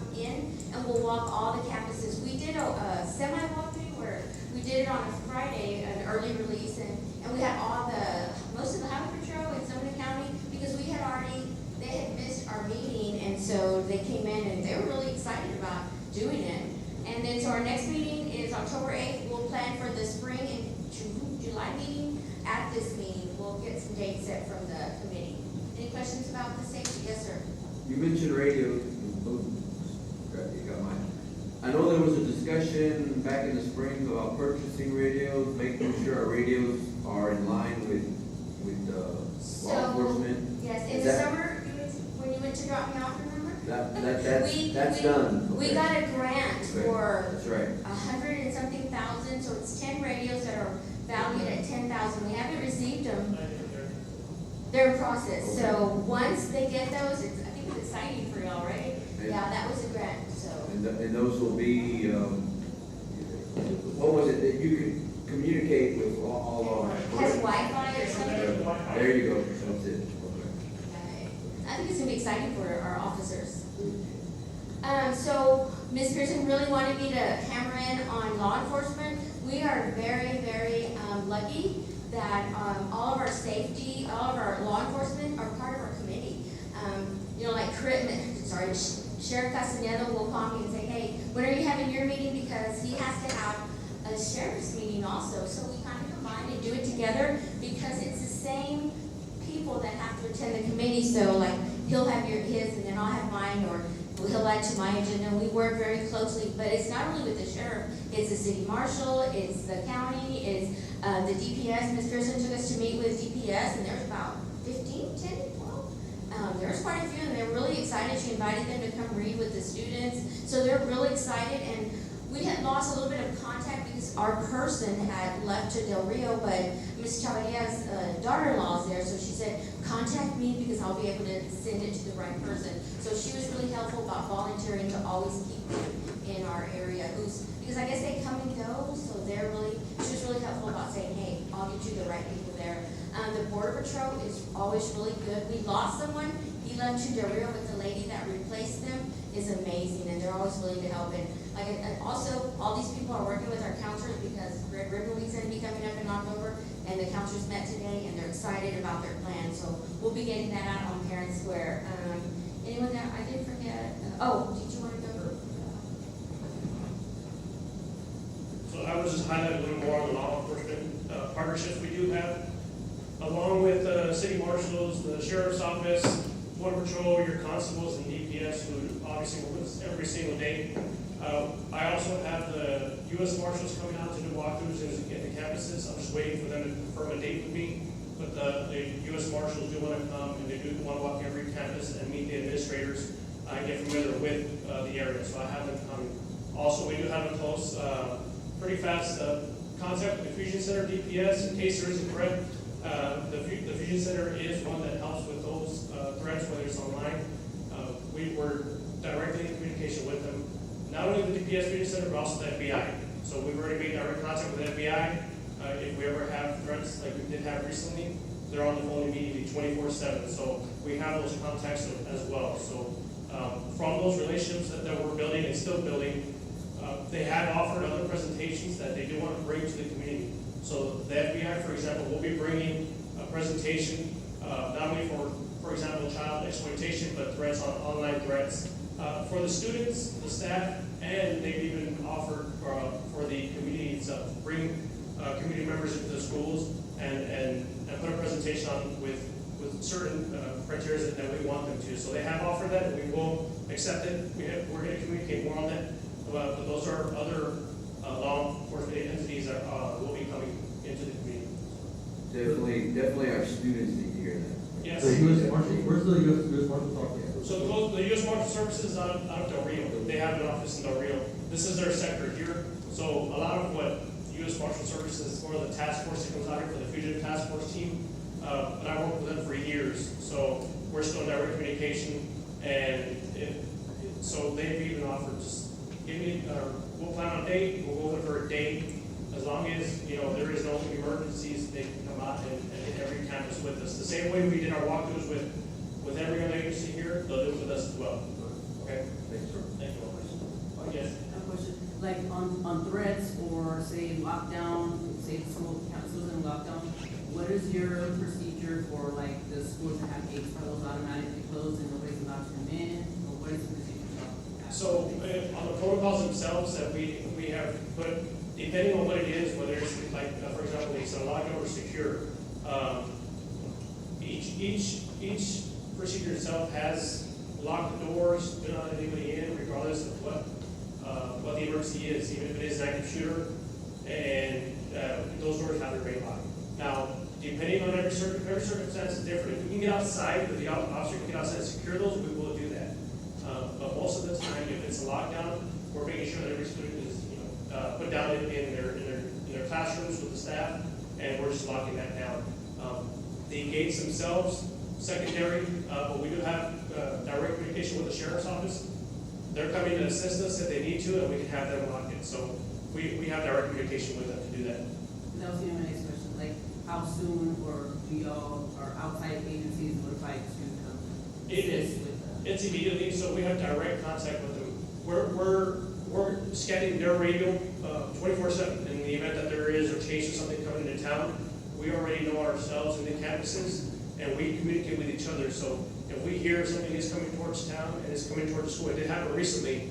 We had to put one campus on a secure because there was an event that was happening several blocks down. So we do hear the communication that sheriff has, and they're very good about contacting us and letting us know, hey, we got this coming your way.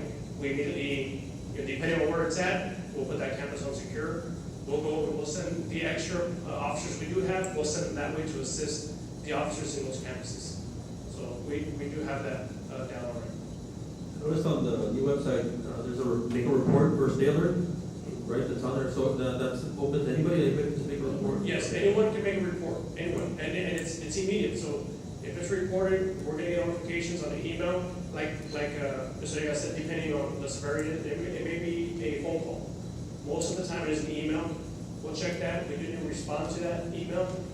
More importantly, immediately address what the issue is, and it can be anything. It can be bullying, it can be simple assault, it can be an actual threat, and it does work. We've already gotten several notifications in this one, I don't know if we're in school, 1 month, we've already had several. So and those are kind of gauged, because what if a kid gets on there and starts making reports as to, right? I mean, it could happen. And it will happen. Yeah. It will happen. And unfortunately, it takes us away from our primary goal in securing these campuses, but we'll look into every single threat, and we will treat them all the same. And we're trying to do it as fast as we can, but investigations will take time. So the good thing is we have good relations with the administrators. We're law enforcement and the administration together. We work very well, and we're pretty fast at the response. So. That's what. How did the panic alarm training? Those are in place. Yeah. They are in place at every campus. Administrators, what do you think? They were Panic alarms. They're in place. Was the training okay? Or was it? I attended the training. Our office staff. Did any of the principals attend the training? Office staff.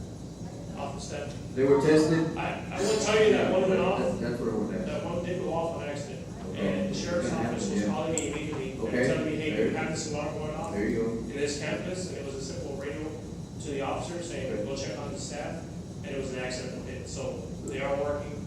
There you go. All right. That's I good. have another question. Yes. Has all your safety grant money been utilized on equipment or things that are required for safety? So the first grant, the 200,000, we're almost done. There's about 5,000 or 6,000, but everything's been completed, everything that was required. The last thing we're waiting for today, I was speaking with James, and he said that the Knox boxes are ready to go. We're just waiting for him to sign the contract. And I think you wanted to meet with us about where they're going to, no, you wanted to meet with him. That we're just discussing placement. We're ready to go. So besides that, we got the panic alarm, and then we have the one that we're gonna get for the teachers for the phone in case they're in, somewhere, if they're outside at recess or something, they'll have access to something. Because I think if you look at their Georgia, the school, I think it was a panic. They had the one that I talked about on the ID. They pushed it. Someone pushed it, and it was a good thing because they said the students knew about keeping the doors closed. They said they closed the doors. That was one of the things that came out. And if you looked at the Uvalde report, it was a little bit different. That they said that they found out that they didn't have access to the Knox boxes. they didn't have keys. So we've already discussed that we're gonna put about 6 keys in every Knox box, so that way there's access. Right now, they currently have the cards like we do. We were allowed finally to give them, to pass them out to our law enforcement, so they do have the scan cards, where prior, they had nothing. So like 2 years ago, they weren't allowed to give them anything, so now they have the scan card, and as soon as we do the Knox boxes, that'll be, so the next grant is $150,000, so we have to pay for Crisis Go, and that's about 16 to 20,000. So there'll be, so we're having discussions today with him, and we need to discuss in his peers and like, what's next? We want to go into the cameras next, but we're thinking about maybe new ones. We have to meet probably high school and junior high because our new campuses are coming up, and I'm not so good. I'm glad you asked. I'm not probably gonna have enough money for with 120,000 to like do the whole, because our cameras are old, right, Jerry? Oh, Jerry was in our meeting too, right? They're old, so we may have to come back for junior high and high school and ask for money for cameras, because you're talking high-tech cameras that they're using now that can identify a car, can identify things like that. Yes, the scanning part, yes. So you're talking about, new technology that we don't have, and I may not have, We have a lot of ideas.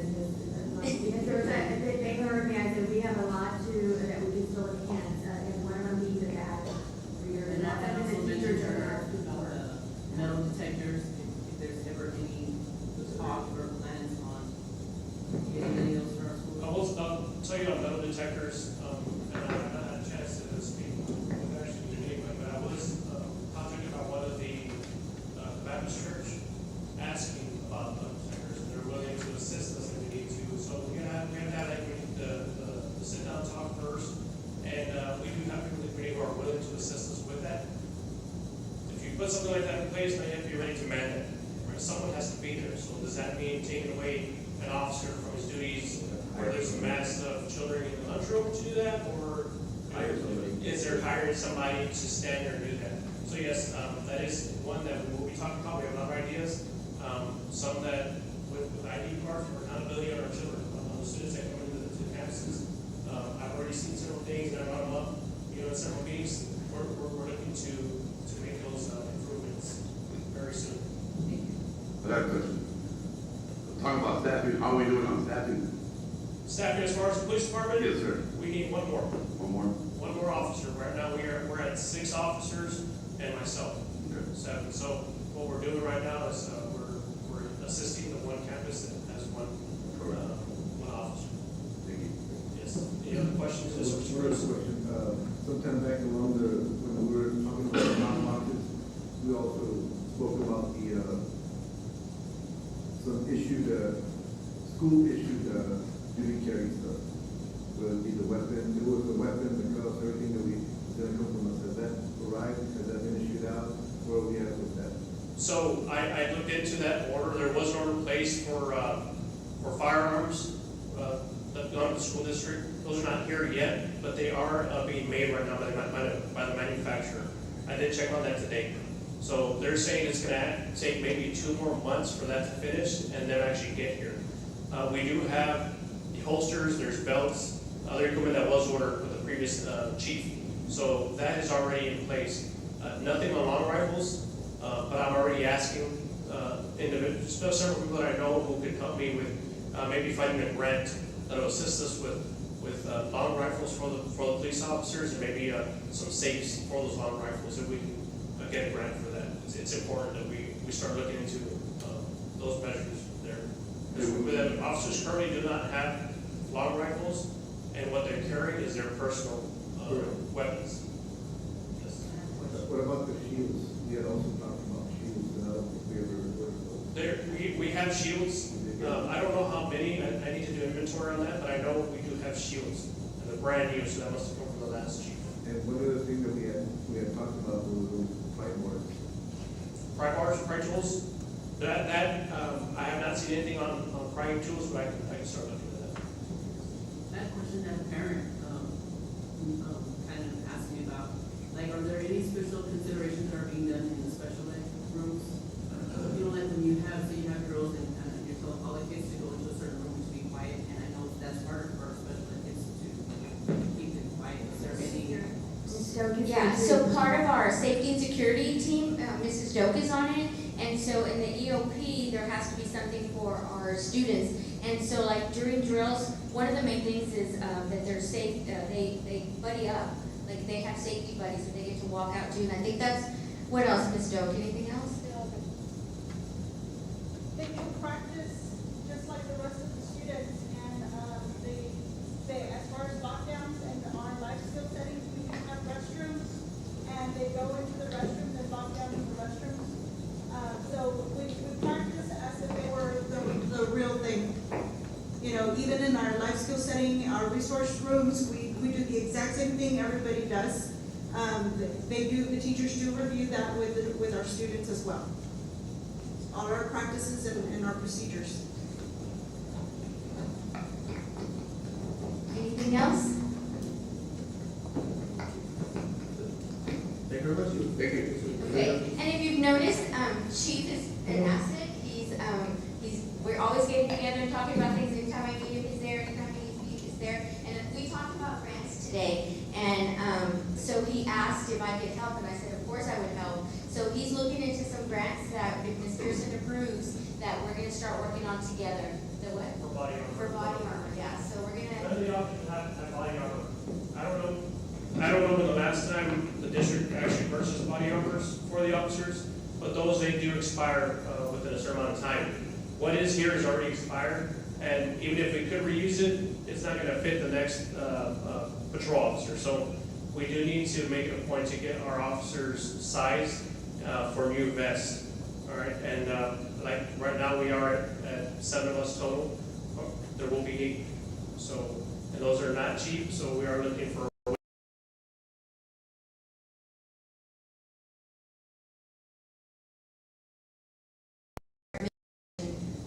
At every campus, and my chief and myself.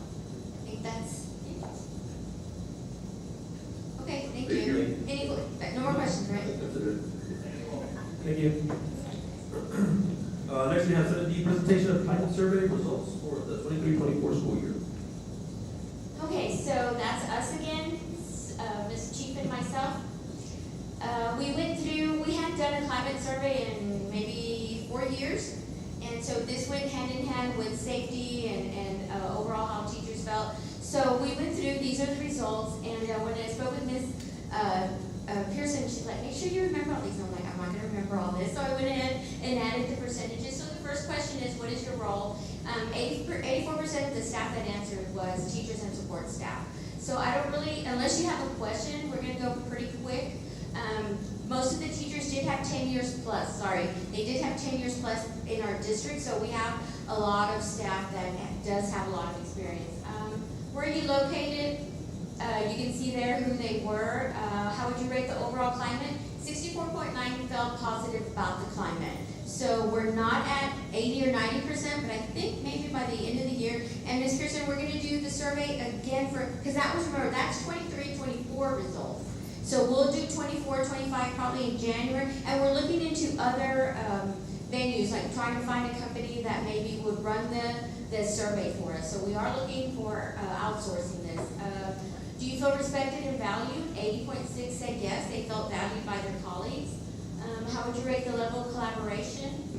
73.3% said they felt there was a level of collaboration among their staff. How manageable is your workload? 72.3 said it was manageable. Are you satisfied with PD? 62.3. That's a little bit low, but we're working on it. Like Ms. Pearson said, they've offered some other training, and I think this year we're going to be a little bit more planning stages, and we're going to offer a lot of summer.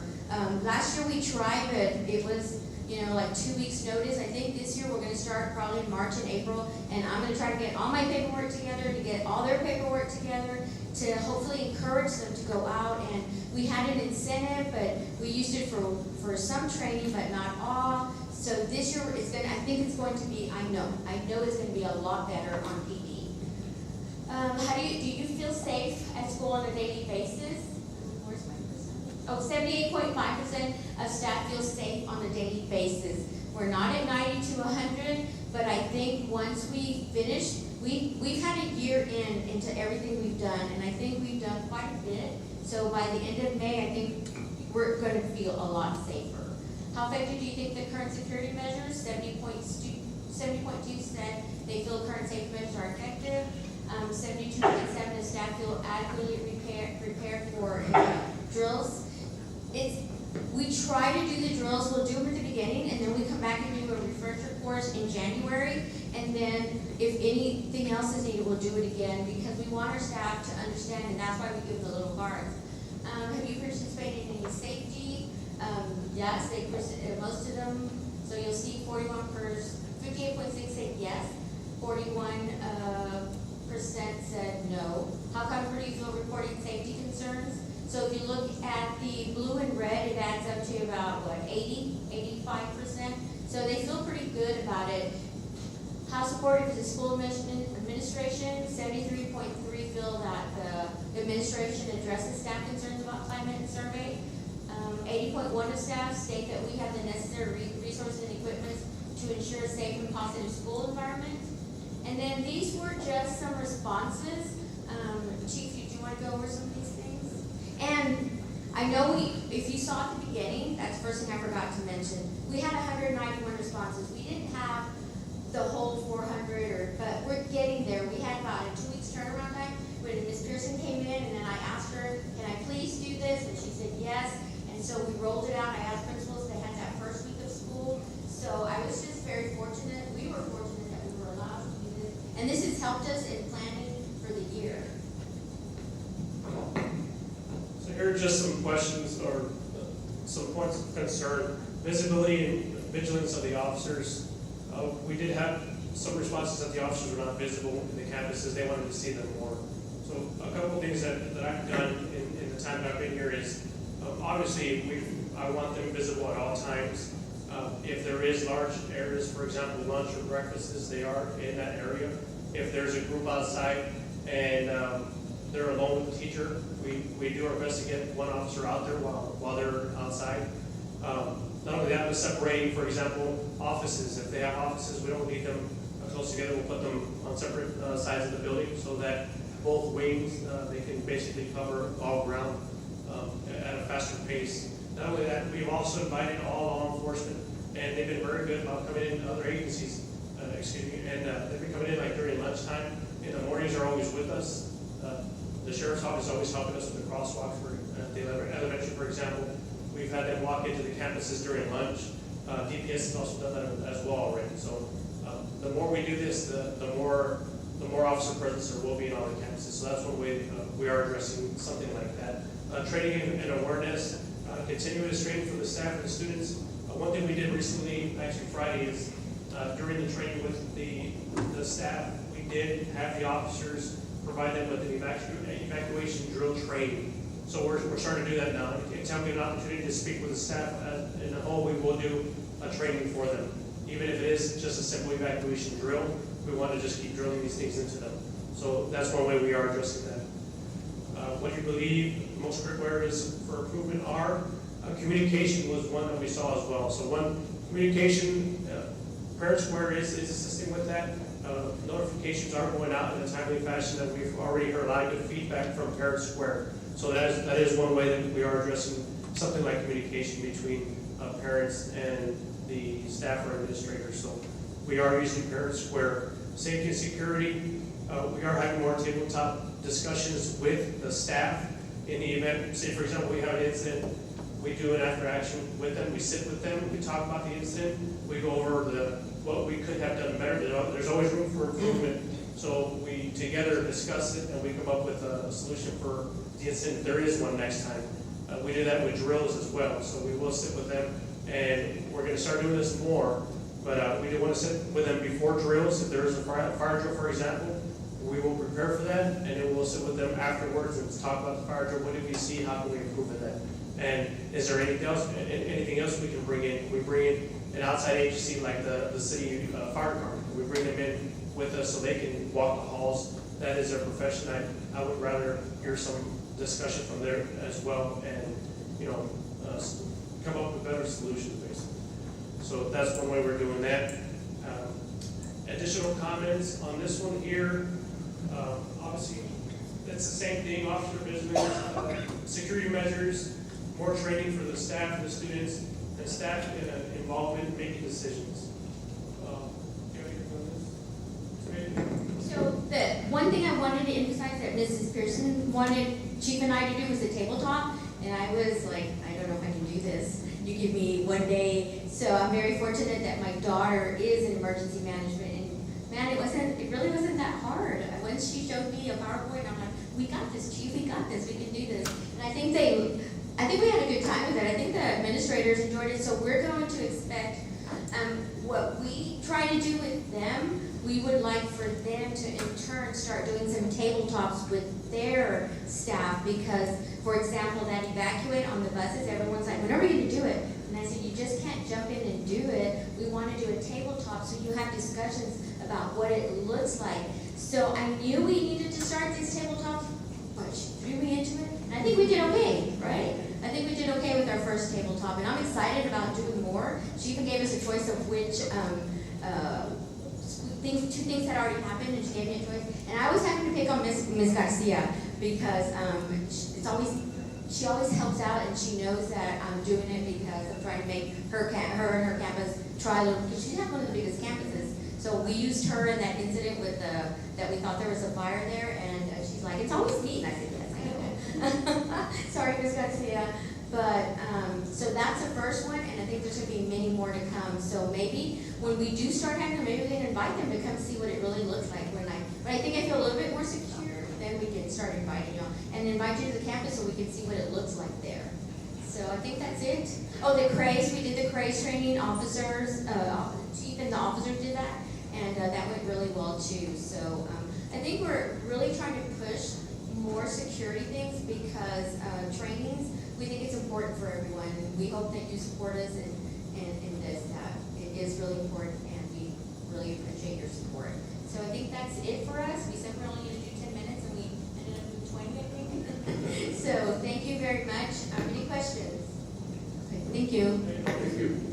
Thank you for the detailed presentation. Yes, thank you, thank you. I have to tell them thank you because outstanding job, Mrs. Leader. Yes, thank you. And she's done this. Next, we have a 7E presentation by E3 Digital Solutions, a partner of TASB. A presentation of facility improvement program used by other Texas school districts to address their facility needs.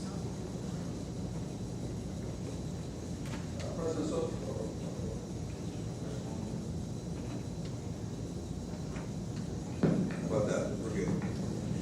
President Sosa, members of the board, Ms. Pearson, thank you all so much for giving me the opportunity. If I look familiar, it's because I was here about a year and a half ago or so and did this kind of presentation, and it was great feedback, had great questions and answers.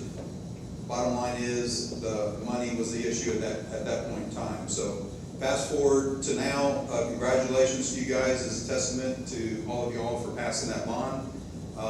And when Ms. Pearson, we made contact, gosh, about a couple months ago, we started talking about this again, and as I was asking Mr. Gonzalez and Ms. Pearson, not much of the improvements that we had uncovered or the needs that we had uncovered when we did our walkthrough have been addressed. So the district's definitely in need of some facility improvements still. So what I was going to do today, or what I'm going to do today, is my name is Bill Savarino. I represent E3 Integral Solutions.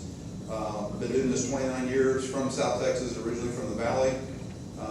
And my goal today is to really just go through and again, kind of readdress some of the issues, but really make sure you all understand who E3 is. We'll go through some of the references and project implementations. I want to talk about some projected potential scope of work items that were included. Previously, we walked the facility at no cost to the district, just to give a bird's eye view. We'll talk through some of that. That same, and again, it was a couple years ago, but we had some budget estimates that were part of that, and I can't remember what that next slide was. Oh, steps and timeline moving forward, which is a big deal. That's part of, later on, there's one of the steps is to be addressed later on for consideration anyway. And then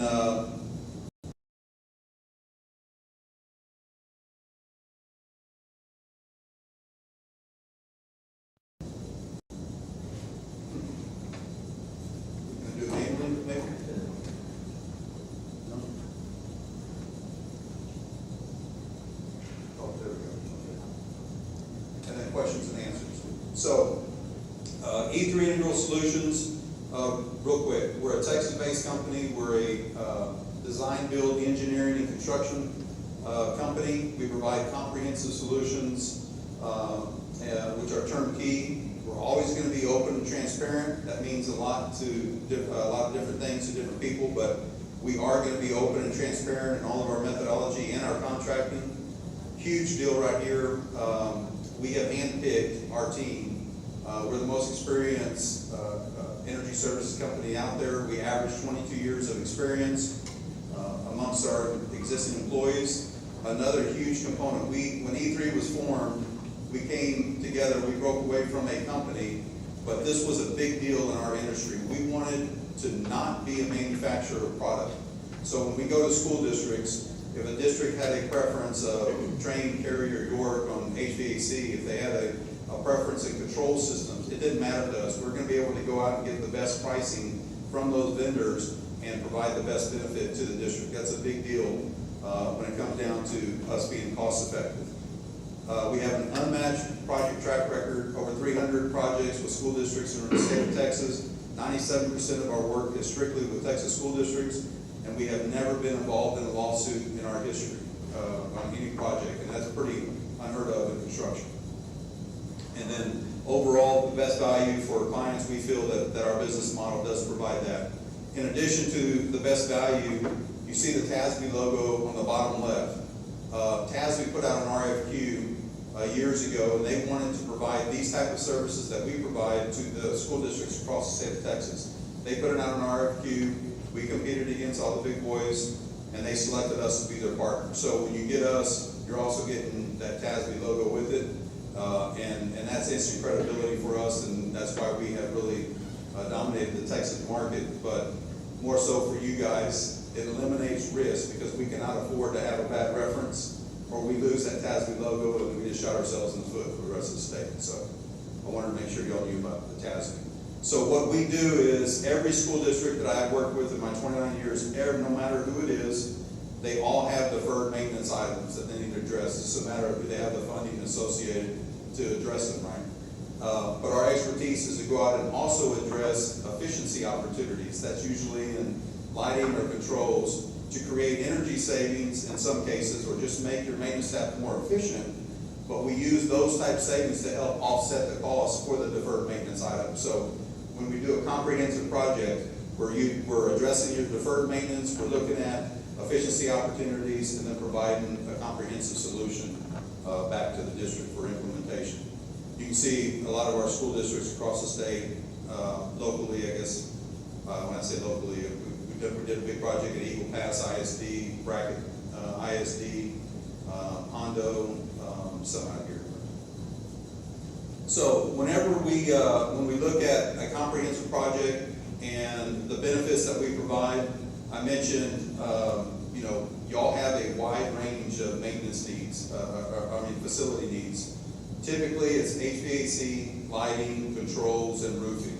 All four of those that we typically do on an everyday basis is exactly what y'all need. So, and that's very common throughout the state. We want to engineer and design a long-term facility improvement project where it's not just in and out, it's not just do the cheapest that's out there. We want to make sure that whatever goes in is engineered properly and there for the long term, so that you can create some efficiency savings over time. Comprehensive versus piecemeal. What we're talking about there is the comprehensive project is a lot of times whenever we're engineering HVAC, if we're going to do LED at the same time, or we're going to do roofing, that's going to lessen the load. That sometimes we don't need as much tonnage of air conditioning because we have now lowered the load in the building, so we can engineer that and design that properly. But we provide the comprehensive. Versus piecemeal is you go replace this unit over here, and then something breaks down. You replace this unit over here after the fact. It's in that crisis management mode instead of a preventative maintenance. Go out and address everything in a comprehensive manner. Single point of accountability from start to finish, and I know that y'all had some construction projects here in the past. This is a big deal. we're responsible for every aspect of the project. We're gonna engineer it, design it, provide all the construction management of the project. If there's ever, and then it's subcontractors report to us, we are never gonna point fingers at anybody. If there's ever an issue, it's one neck to choke, it's E3. So from start to finish, we're responsible for all aspects of the project. So single point accountability from start to finish. It also allows for faster development of the project. And then you will always be, the district will always be in complete control of the project in terms of scope of work and the products used. So if the district has a preference in products, we use it. If the district, we're going to bring back options, and then y'all are going to choose which options you want. You may want to address certain types of HVAC here versus others. Whatever those decisions are, the district is in complete control of that. We're just bringing back all the opportunities and the options to you. So when we did this, what we call business case analysis, it's just a quick walkthrough, and then Ms. Pearson and I, whenever we were visiting, we're trying to fast track this because of the need that the district needs to address in their facilities. So, we instead of going out and bringing our engineers back on site and going through everything again, which we've already done once, we know that the needs are there. So we didn't do that, but whenever we go through what we had already accomplished, the majority of these needs have still not been addressed. So we know that the elementary school is going away. That's going to be a new facility. And the old administration was part of this walkthrough before. So when you see an X, we know that that's out of the project. But I'm putting this out there just to show that, hey, the needs are still there. You can see the age of HVAC equipment in this slide. Some of that is part of the elementary school as well. But you can see the multiple colors there. Some of the green, now that it's been a couple years, is now over that 15-year of age, so it's changing colors. But anyway, the need is there. Here's the age of equipment by facility, and you can see just at the like junior high, 21 years old. Your air handling units, 21 years old. The intermediate, 21-year-old HVAC. You have 13 years old at I believe that's the high school. That's a high school. And then so on down the road. It's 3 years, 22 years. You have some really old equipment, DAB, that most likely I would think had been replaced, but there was only a couple units there. The takeaway from this slide is very old equipment, it needs to be addressed ASAP. Lighting, we do a lot of LED lighting around the state. This is one of those efficiency opportunities. Teachers love it. No doubt it creates a better learning environment in the classroom.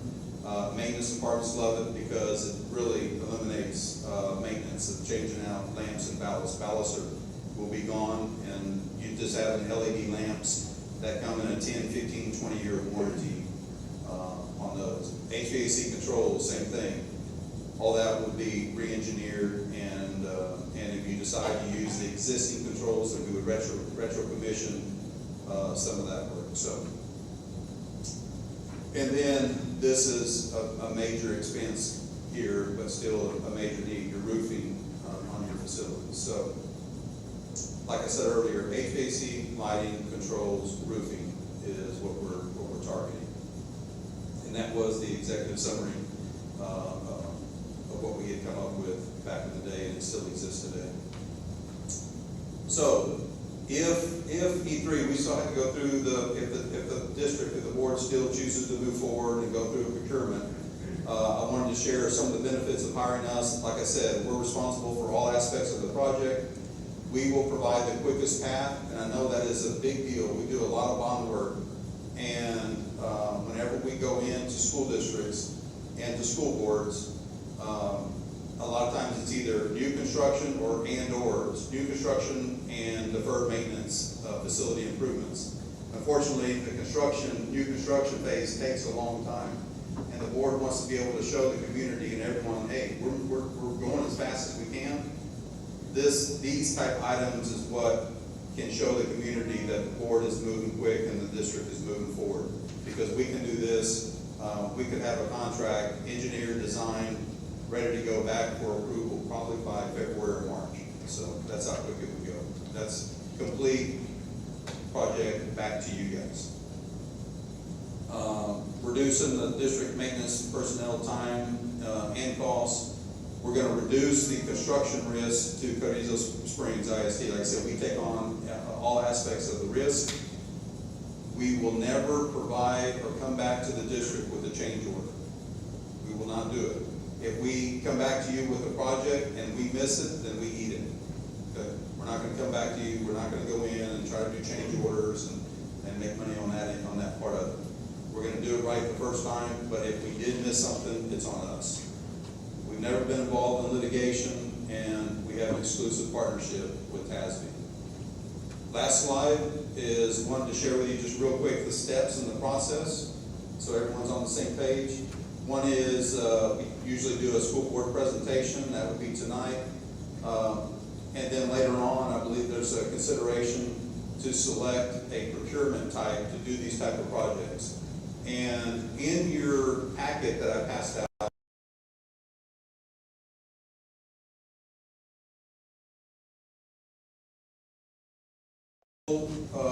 procurement and a design build procurement. And it really outlines how much and why it's so much quicker to do design build, but at the same time, it lessens the risk to the district if you have a company like ours that will handle everything from start to finish. I would not recommend doing a new construction design build. That's just not our recommendation, but all we do is existing facility retrofits, and that is the perfect procurement to do that. So that'll come tonight. Then the procurement, just like anything else, needs to be advertised for 2 consecutive weeks. At the next board meeting, the plans were if the district would move forward on the 15th, it would the procurement process would take place. The administration would be able to review, and if they wanted to move forward with the project, a recommendation, then it would come back to the board to vote on the vendor. Keep in mind that when an RFQ goes out, we have to respond just like any other vendor. So I'm just sharing the program with you, but know that we still have to go through the RFQ process before E3 were to be hired. But at that board meeting is the board, the administration would make a recommendation, the board would hopefully approve, hopefully it would be E3, and the next step, the way E3 would handle it is over the next 3 months, we would select and finalize scope, all the engineering, design, walk-in subcontractors, getting all the bids, all that is done. We provide project pricing back to the district. We're working with the district during that time to make sure that we're addressing everything and going down the right path. And if that means coming to the board with a 50% project development meeting to share, here's some of our findings, to get some further points, we do that all the time as well. And then, of course, identify the funding. That construction project at that point is completed, comes back to the board, and would require a second approval before it can go into construction.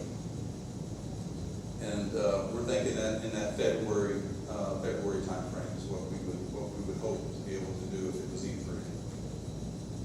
So at that time, or at this time, I'd like to open it up to any questions that y'all may have. I know I flew through that really quick.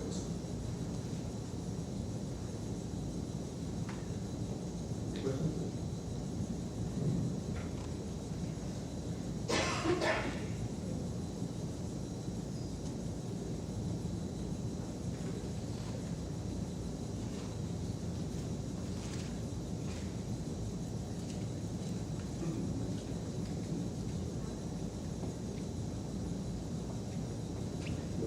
Good. Well, Question, President Sosa, this item will be discussing tonight.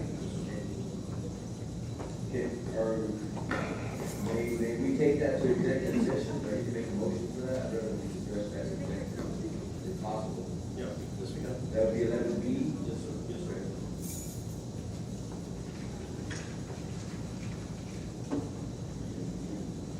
Well, do we need to get Well, there? when we get there, We'll get there. Okay, thank you, sir. Any other questions?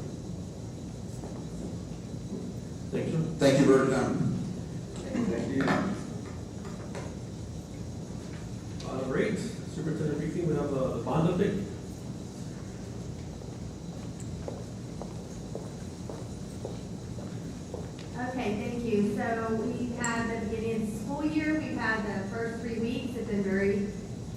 great weeks with students. We had our a senior sunrise that started on the first day of school. We had our volleyball Kenya who reached her goal of 1,000. There we go with the volleyball students, again reaching another goal. We have our first day of Wildcat football players out greeting our students. That's been ongoing on Fridays. Our students absolutely love it. This is us meeting with our DPS, our partners, and just building that strong law enforcement partnership. We have attendance incentives going on all around the district. This is our CSI at the high school pep rally. Ms. Garcia has one coming up on September 27th with the highest attendance for each class will get to run on the field. So I'm very proud of our principals and the work that they're doing with attendance. Our first pep rally, all our students, student-led pep rally. Mr. Kamdu, great job with that. And then we also have our teacher of the game for volleyball there that's being recognized. And then our cookies with the grandparents at CSE with the pre-K students, lots of smiles. And then also meeting with our city manager and our partners on water conservation. So lots of exciting things happening in our district. And we're excited. And we're going to have Mr. Nick Martinez do our bond update.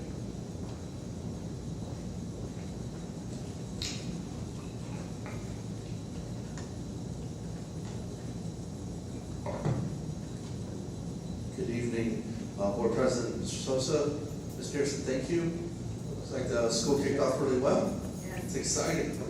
We're really excited to be here today just to go through a quick bond update. Thank you, Ms. Pearson, for your leadership, getting us to this point and rallying the staff, the administrators together to get us where we are today. All right, awesome. In the board packet, a lot going on here, but at the bottom right, you can see that we fulfilled our basic puzzle for our team. You got TWS, ERO Architects, and Butler Cohen. Once they signed their contract, literally the next day, we provided them some site options and separated the two, the architect and the contractor, to go over the site to develop some pros and cons. We went through those slides and going back and forth. What does the architect see? What does the general contractor see? And we do have a site under consideration that will be presented to you on the next slide. It was presented to the bond committee, and one of the things that came out of the bond committee was use local vendors. Use local vendors. So we went through the pros and the cons of the site, and also got some good feedback on that site. The next piece is we do have a community engagement tailgate party. We're gonna have some music and some cumbias out there, some free food for a survey. Please let us know your thoughts on what's important in design. We have student-centered design, we have extracurricular activities, flexible spaces, safety and security. So we're gonna have the public actually rack and stack and prioritize what they want in the design. And then we're gonna ask them about the site under consideration. What are their thoughts? Again, those thoughts, come back and collaborate with the district, with the team of 8, and discuss what we felt from the community on those two aspects there. Next piece, we got the geotechnical testing video series that we're going to launch on our website, on the website that was built. We do have our videos there. We will be doing a video series on the geotesting, on the topographic, the SUE, all of those pieces that wrap around what is actually on the ground we stand on. We're looking at 130,000 square feet of space, not including the parking lot. So all that weight that's going to be on that site of consideration, we really got to get the measurements right, and allow a transparency to the public that we're going to take care of that ground to make sure it's suitable and correct for those awesome campuses. The next piece on the agenda here, we do have the bond website launch. This is the site that's under consideration. It's about almost 680,000 square feet. As you can see here, our next step is to engage the community, some soil testing, some slope stability, and a boundary survey. The website. We also do have a new email address for the public to ask and engage us and the district regarding the bond program. It is bondcommunityengagement@cscisd.net. bondcommunityengagement@cscisd.net. And we also have all, this report will go online tomorrow. I think if this will allow me to go there. But all of these reports will be on this website that is built, and this is on, the website is awesome, by the way. Good job to Ms. Pearson and her team. But if you scroll down here, we have all the bond videos, we have some upcoming events, all the monthly newsletters. This executive update that I'm giving will be posted here. All the social media pieces are linked there. And what's coming up next? Our latest videos there. So please check out the website, and there's a lot of information there for the public. So next steps, we do have a lot of, over the next 4 months, we do have another engagement, community engagement piece with the trunk or treat. We're going to have another survey out there and takes the feedback that we learned from this community event on against who we played. Who we played this Pearson? The team down the street. Okay, I got it. Thanks. We don't miss that. We're going to have everyone out in the front.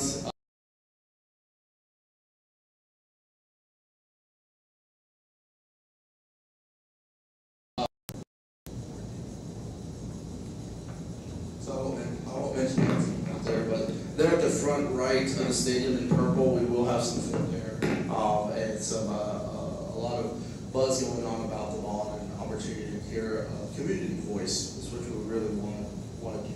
So, over the next 4 months through December, we've already looked at some calendar dates to schedule our bond committee meetings once a month, and we're going to meet with the staff, the leadership team, and also the focus groups to continue the end specifications to bring to you for board approval. Now open for questions. Well, maybe a question, one question. Thank you again for your work. We heard a lot this evening from our safety folks here. When it comes time to design, I mean, we're gonna hear from the public. You're gonna be working closely with these folks as well. Will law enforcement play? I know we'll have safety personnel that's gonna help us with that design, but input, I mean, back and forth, part of those committees, part of those discussions, I should say. Yeah, Structure hearings, that's a great question. We have to get certified through Texas State, with our architects and any architect before they go into a design now through K-12. As you mentioned, there's some new standards out there, and that's one of them. So I'm certified, and we will also bring in folks from the state to actually look through our plans and make sure we have their input, the subject matter experts tied around that. Your chief of police is very vocal in our last focus group, and every SRO and police officer in there. It was a great session, so we're going to make sure that we exceed the mark there. So great question. And remind me, what is your PR guy? What's his name again? Pablo. If Pablo can get the new track on all this, what he's putting out, that would be fantastic. We'll get it. Yes, I'll talk to you. that new track looks awesome. It does look awesome. It looks awesome on the website, so that would look awesome on the spot. We'll do so. All right. If he can pull that off, that'd be better. Thank you.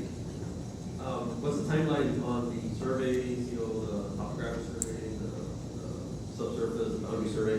Yes, I know they're going to come before the community engagement, so it should be the next couple weeks. Yes, well, the RFQ is going to go out here soon for the civil engineering, because that's going to be way above at least maybe between $100,000 and $200,000 for their services. But your awesome CFO and I've collaborated to go through buy board first, or any cooperative agreement to save the district some money there, but get quality vendors there. So we've already got some quotes for the traffic study, which is probably going to happen within the next 2 weeks. Some of the geo pieces of that probably within the next 30 days. Yeah, so when the issues come up, that gives us time to, figure out what we got to do. Yeah, one of the advantages here of this building just sitting here, we want to know what's underneath over there, but this building's been sitting here for a while. We feel that all the studies are going to come out pretty positive. Right. Knock on wood. Thank you for the question. Any other questions? We're good, sir. Thank you so much. Appreciate your time.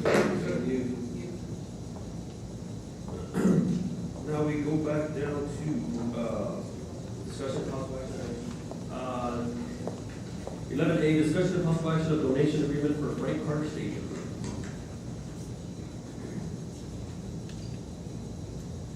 So I'm gonna take this one. The gentleman that presented to us, you'll recall a couple of months ago, and we said we would bring this back, and so we are bringing this back for consideration. It is in the form of a donation agreement, and the agreement is written so as if they have bills, they are able to raise the funds they need in order to put these plaques, and they would work with the district on the placement, and so it would be every step of the way a decision with the partners and with the school district, and they would donate the plaques to the district, and then we would assume care for them once they are placed at Frank Carter Stadium. So we're just looking for approval if you would like to move forward with this agreement so that they can start getting their funds, and you do have the diagram that was presented, and it's also in your board book. Ms. Pearson, has this been discussed with the, athletic department and where the placement of these tags will be at? No, sir, not the placement. The only discussions that happen is everybody is in agreement that this would be a good addition to our Frank Carter Stadium, but not the actual location of where they would be, but that was going to be discussed. And also we would need to consider also like the foundation of where they're placed, that they're going to, that we're not disrupting anything on the bottom or anything like that. I'll make a motion to approve. Motion made by Mr. Jeff Ortiz, seconded by Mr. Robo Cruz. All in favor? Aye. All opposed? Motion carries. Thank you very much. And now we go to 11B, discussion of possible action to approve the design build procurement method to use to advertise an RFQ for a firm to design and implement facility improvement projects within Cruise Springs CISD. Mr. President, unless there's no questions from my fellow board members, I'd like to discuss that in executive session, make a motion to discuss in executive session. Motion made by Mr. Michael Villegas to discuss in the executive session. Seconded by Mr. Alvarez. All in favor? Aye. All opposed? So we will take that to executive session. Thanks, sir. And then we go to 11C, discussion and possible action to approve budget amendments as presented. Yes, I have two budget amendments to present to you. The first one is in regards to requesting district special project budget. The amount is $350,000. However, I do want to bring up that this proposal would be for the maintenance department. My recommendation would be that we place it in a specific code where it cannot be spent unless the superintendent approves that specific project. And the reason for that is I did an analysis for the 2023 and 2024 year, the one that just ended, for items that were not budgeted, that we had to scramble and put monies together and make things work. For example, at the junior high, there were expenses for major water leak and removal and replacement of the water hydrant, concrete resurfacing the area, and so on and so forth. That was $73,320. The food service department had expenses regarding their water softener, regarding issues with their inspection, for equipment damage to ice machines and so forth. That was $28,400. The fire alarm deficiencies that occurred was another $12,593. The junior high chiller system diagnostics and repair, with only working at 50% capacity, was $52,931. Flooring issues that came up because of to replace laminate flooring at the junior high, and issues related to staff allergies related to bat, guano, and so forth. That was $8,200. Sprinkler systems at the athletic grounds and high school grounds was $23,525. This total was $198,969.74. These are things that came up unexpected and so forth. That is the proposal. Of course, subject to your approval. The amount that we're recommending is $350,000. The expenses incurred last year was $198,000. Hopefully, we do not have to ever use it. The second budget amendment that I have for your consideration is to accept a donation from SM Energy for $1,000. And this was for the 6th grade art department and also for elementary school, 500 and 500. Those are the two amendments that I have for your consideration.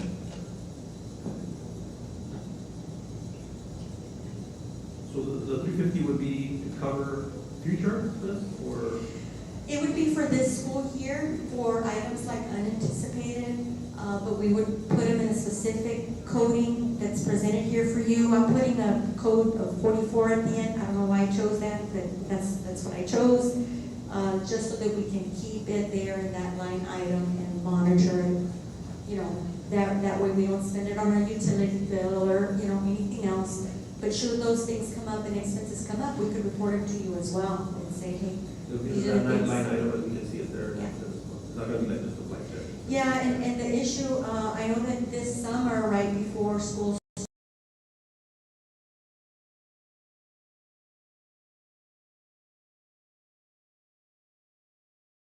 we'll figure out the budget. So we've found a way to figure that out. But I don't think that we should stress our campuses or, you know, staff on these type of items that are unplanned emergency type. But as you can see, these are all maintenance. And so I kind of think that the timing of the program that's being presented, you know, to release an RFP is pretty good because of this issue. Now, this is only 1 year. I haven't had the time to really evaluate expenses of this type for the past couple of years, so I could give you, you know, what that cost would be over the past couple of years. Obviously, we would want to not spend it. It'd be nice if we didn't have these type of expenses, but I just wanted to give you this overview as of this moment. With those funds just laying there, that they will not be moved to anywhere else, am I correct? Correct. If they're not emergency type nature for operating our buildings, and we would go to the superintendent for approval, that way, you know, I'm just not approving a requisition that nobody's aware of. I would recommend that if you do approve it, require superintendent approval for the expenditures, and that way she's fully informed of what's happened, which we do, we inform her anyways. But that way, the funds are more easily accessible.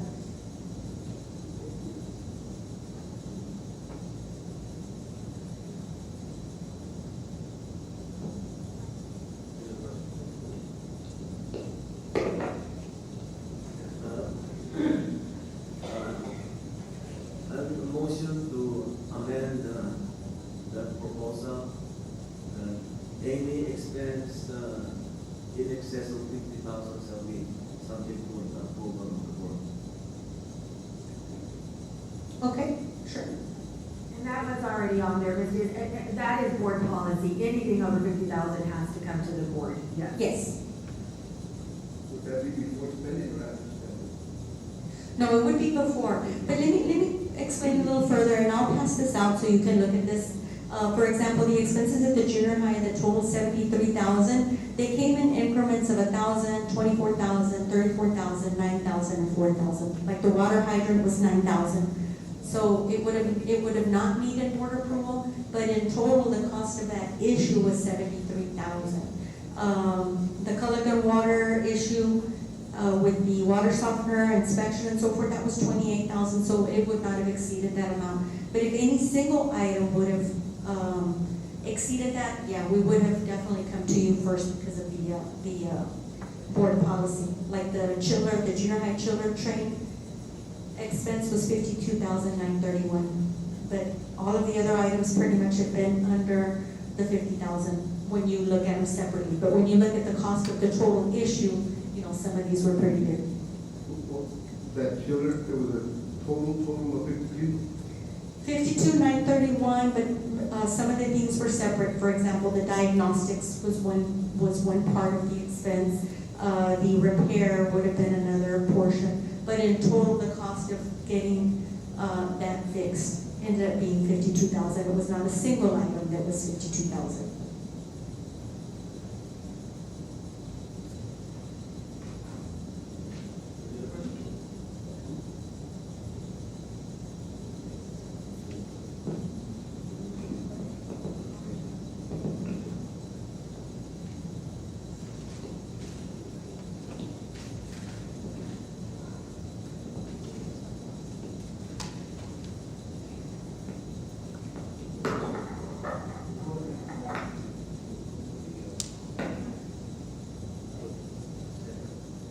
both members, the two members of it. We fifty, correct? Yes. And then the donation. And then the donation, Yes, the donation was 1,000, correct. So this is for both, you know, I'm gonna get that. So both amendments. Motion made by Mr. Wilbur Cruz to approve both amendments, and seconded by Mr. Alvarez. All in favor? Aye. All opposed? Motion carries. Thank you. Thank you, Ms. Diaz. Number 11E, discussion and possible action to approve management fees for cooperative purchasing contracts for 2024-2025. Now, on this item, I just want to point out to the board that we did bring this to you before as an informational item. However, we are required for you to approve them, so the only reason I'm bringing it back to you is for the approval. Now, we are members of, I think it's 10 or 11, 10 purchasing cooperatives, but we're required to report to you the cost of those cooperatives. One of them is $100. Let's see, 1, 2. That's the only one that has a cost. The others are free that we participate in, and of course, these help us with our procurement. And so we're compliant with procurement by being members, but we are required to bring to you what the cost of those are. And so this is for approval.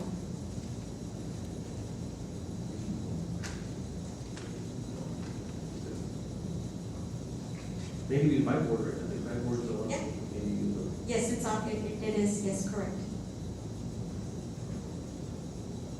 But any cooperatives that we're members of, we need to bring them to the board.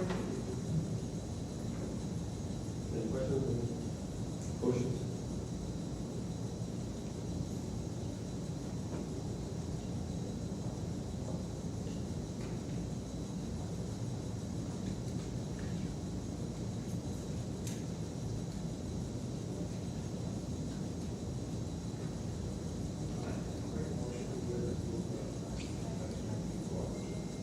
Motion made by Mr. Juan Cruz.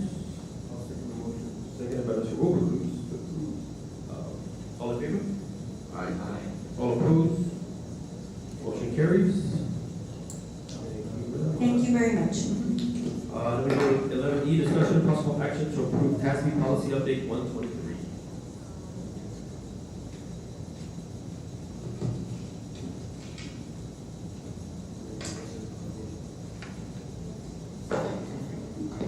Motion made by Mr. Alvarez to approve. Anything stand out there, Ms. Gonzalez? Anything that we need to, Yes, good evening, everyone. before we approve? We already have a motion to approve. Yes. May I ask a question? Go ahead, sir. Anything stand out on this that's out of the ordinary? Oh, that's fine, sir. I just wondering if there's anything out of the ordinary. No, Okay. it's a, TASB Yes, ma'am. regular, a policy update of local policies. Again, this was provided to you in August as a first read, so now we're presenting it again for your approval. I second. Mr. Dorian? You can do it. Okay, I make the motion to approve. Motion made by Mr. Michael Villegas to approve. Seconded by Mr. Alvarez. There you go. All in favor? Aye. All opposed? Motion carries. 11F, consider approval of amendments and additions to the 2024-2025 compensation plan. Good evening, once again. So you have before you and in your board book information, and Ms. Diaz is passing out some further information for, it was part of the rationale and justification and explanation in reference to the 4 bullets before you. The first bullet is in regard to teacher pay scale. We are proposing and recommending that the teacher pay scale be adjusted, actually in particular to adjust the pay structure for the JROTC instructors to attract highly effective and qualified teachers to this hard-to-fill position. Carrizo Springs CISD has proudly hosted a JROTC program since 1993. That's 32 years, folks.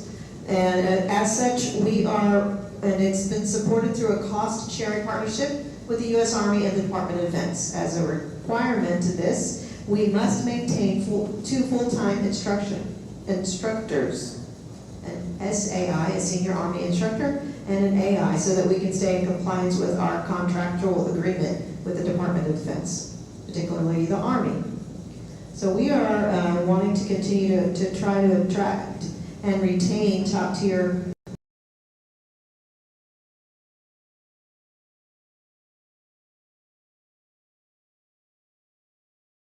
structure of the JROTC pay. That information has been provided to you in your board book. Is there anything that you'd like me to elaborate on?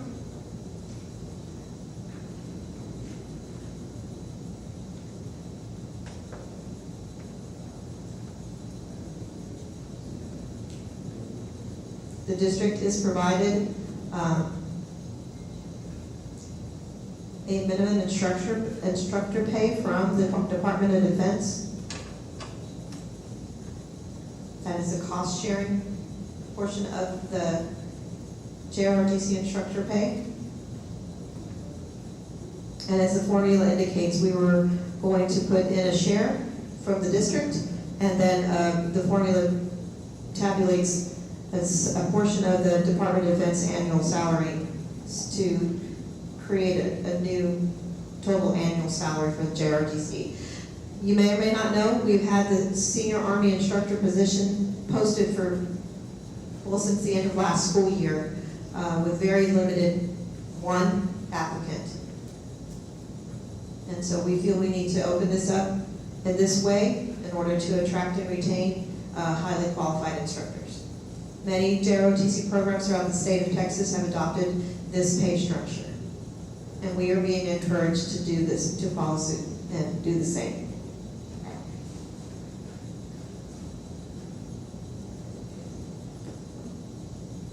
Mr. President, are we voting on this as a whole? That's what I On want. three, or we're going to look at it? That will be the first item, yes, sir.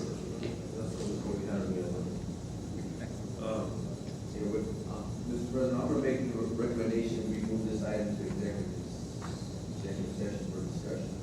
All three or just? Well, how are we going to vote on The second bullet, if I may, is an internal administrator decision, because for the second bullet, we are eliminating the network administrator position in the technology department. The position, it will be removed and move these job duties over and responsibilities over to the director of technology. So that does not require board approval. The third, and fourth bullets would require board approval on each item. Mr.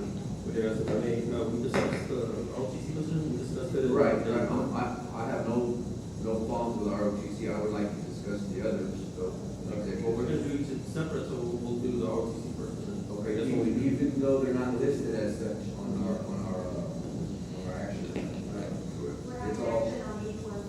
It's all under one.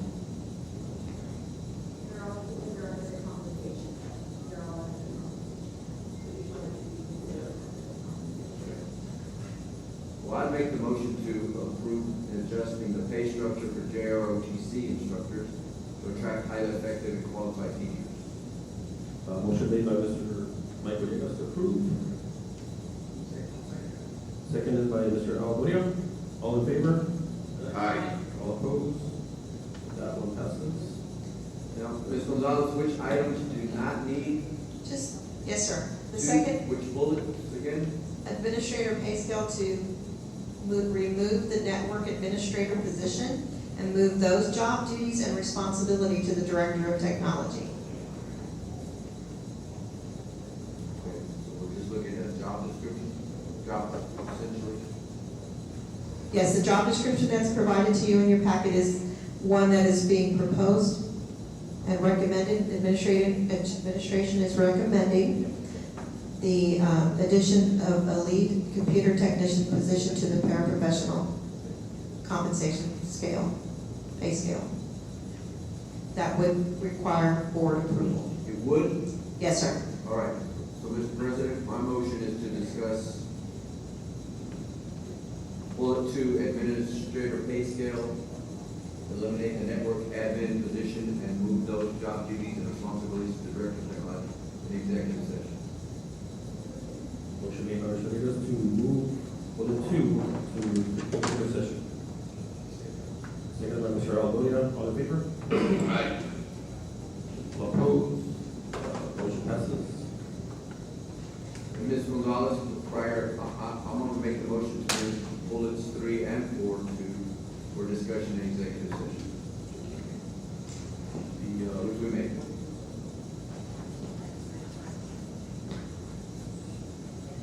So motion made by Mr. Rodriguez to discuss CSCID police officers to Current professional clerk pay scale, add the lead computer tech position to paraprofessional. Auxiliary pay scale, increased by police officer pay, $3 an hour to be aligned with pay law enforcement agencies and community, as well as light districts. move that to executive session. Mr. Rodriguez makes the first motion.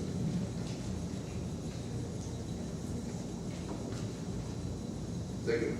Seconded by Mr. Jeff Ortiz. All in favor? Aye. All opposed? Thank you, sir. Motion carries. Move to executive session. Thank you. Thank you. Then 11G, discussion and consideration board approval, consider board approval of a delegate and alternate to the 2024 Texas Association of School Boards, TASB delegates.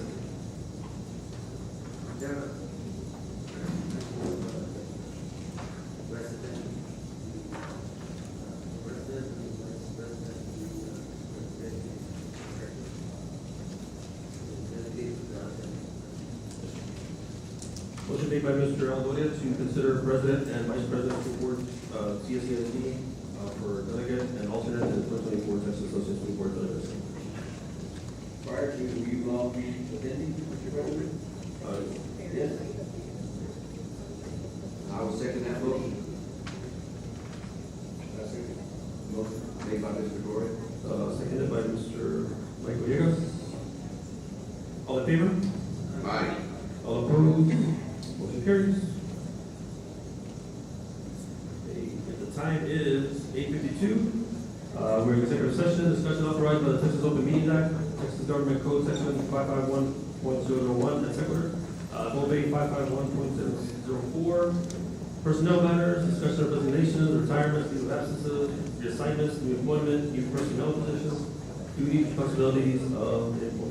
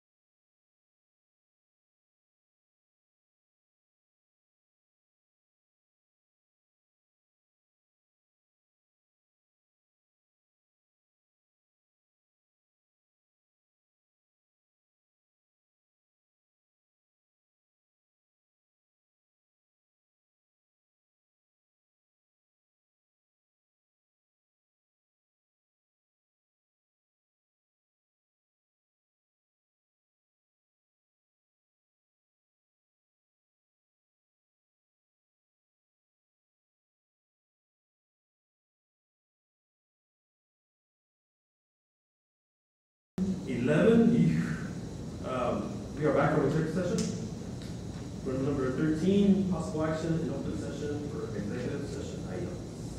Mr. President, on item 11B, I make the motion to approve the design build procurement method to be used to advertise an RFQ for a firm to design and implement facility improvement projects within Carrizo Springs CISD.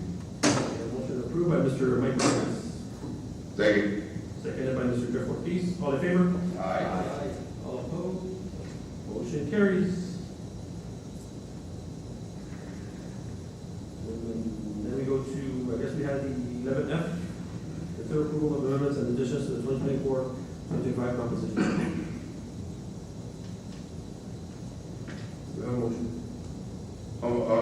Mr. President, I make the motion, I guess it's 11F, on the compensation plan for increasing the police officers' hourly rates by $3.82.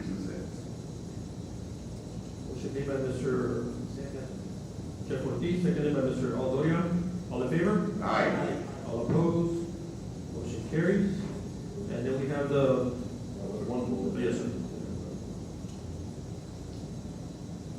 I make a motion to approve the position for lead technician.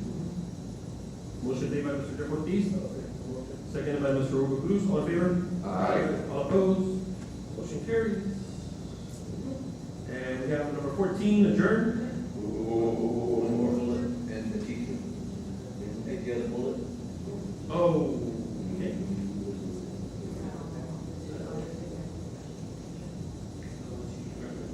Okay.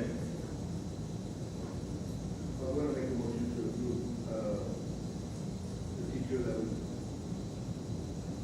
hired for CSI. Recommended for hire. The one that was presented for recommendation for hire. Longoria, Ashley Longoria. Motion made by Mr. Ruben Cruz to approve, personnel matter, new appointment of teacher. Second. All in favor? Aye. All opposed? Motion carried. And number 14, adjourned. Motion to second. Motion made by Mr. Cruz, seconded by Mr. Jeff Ortiz. All in favor? Aye. All opposed? Vámonos. 10-11.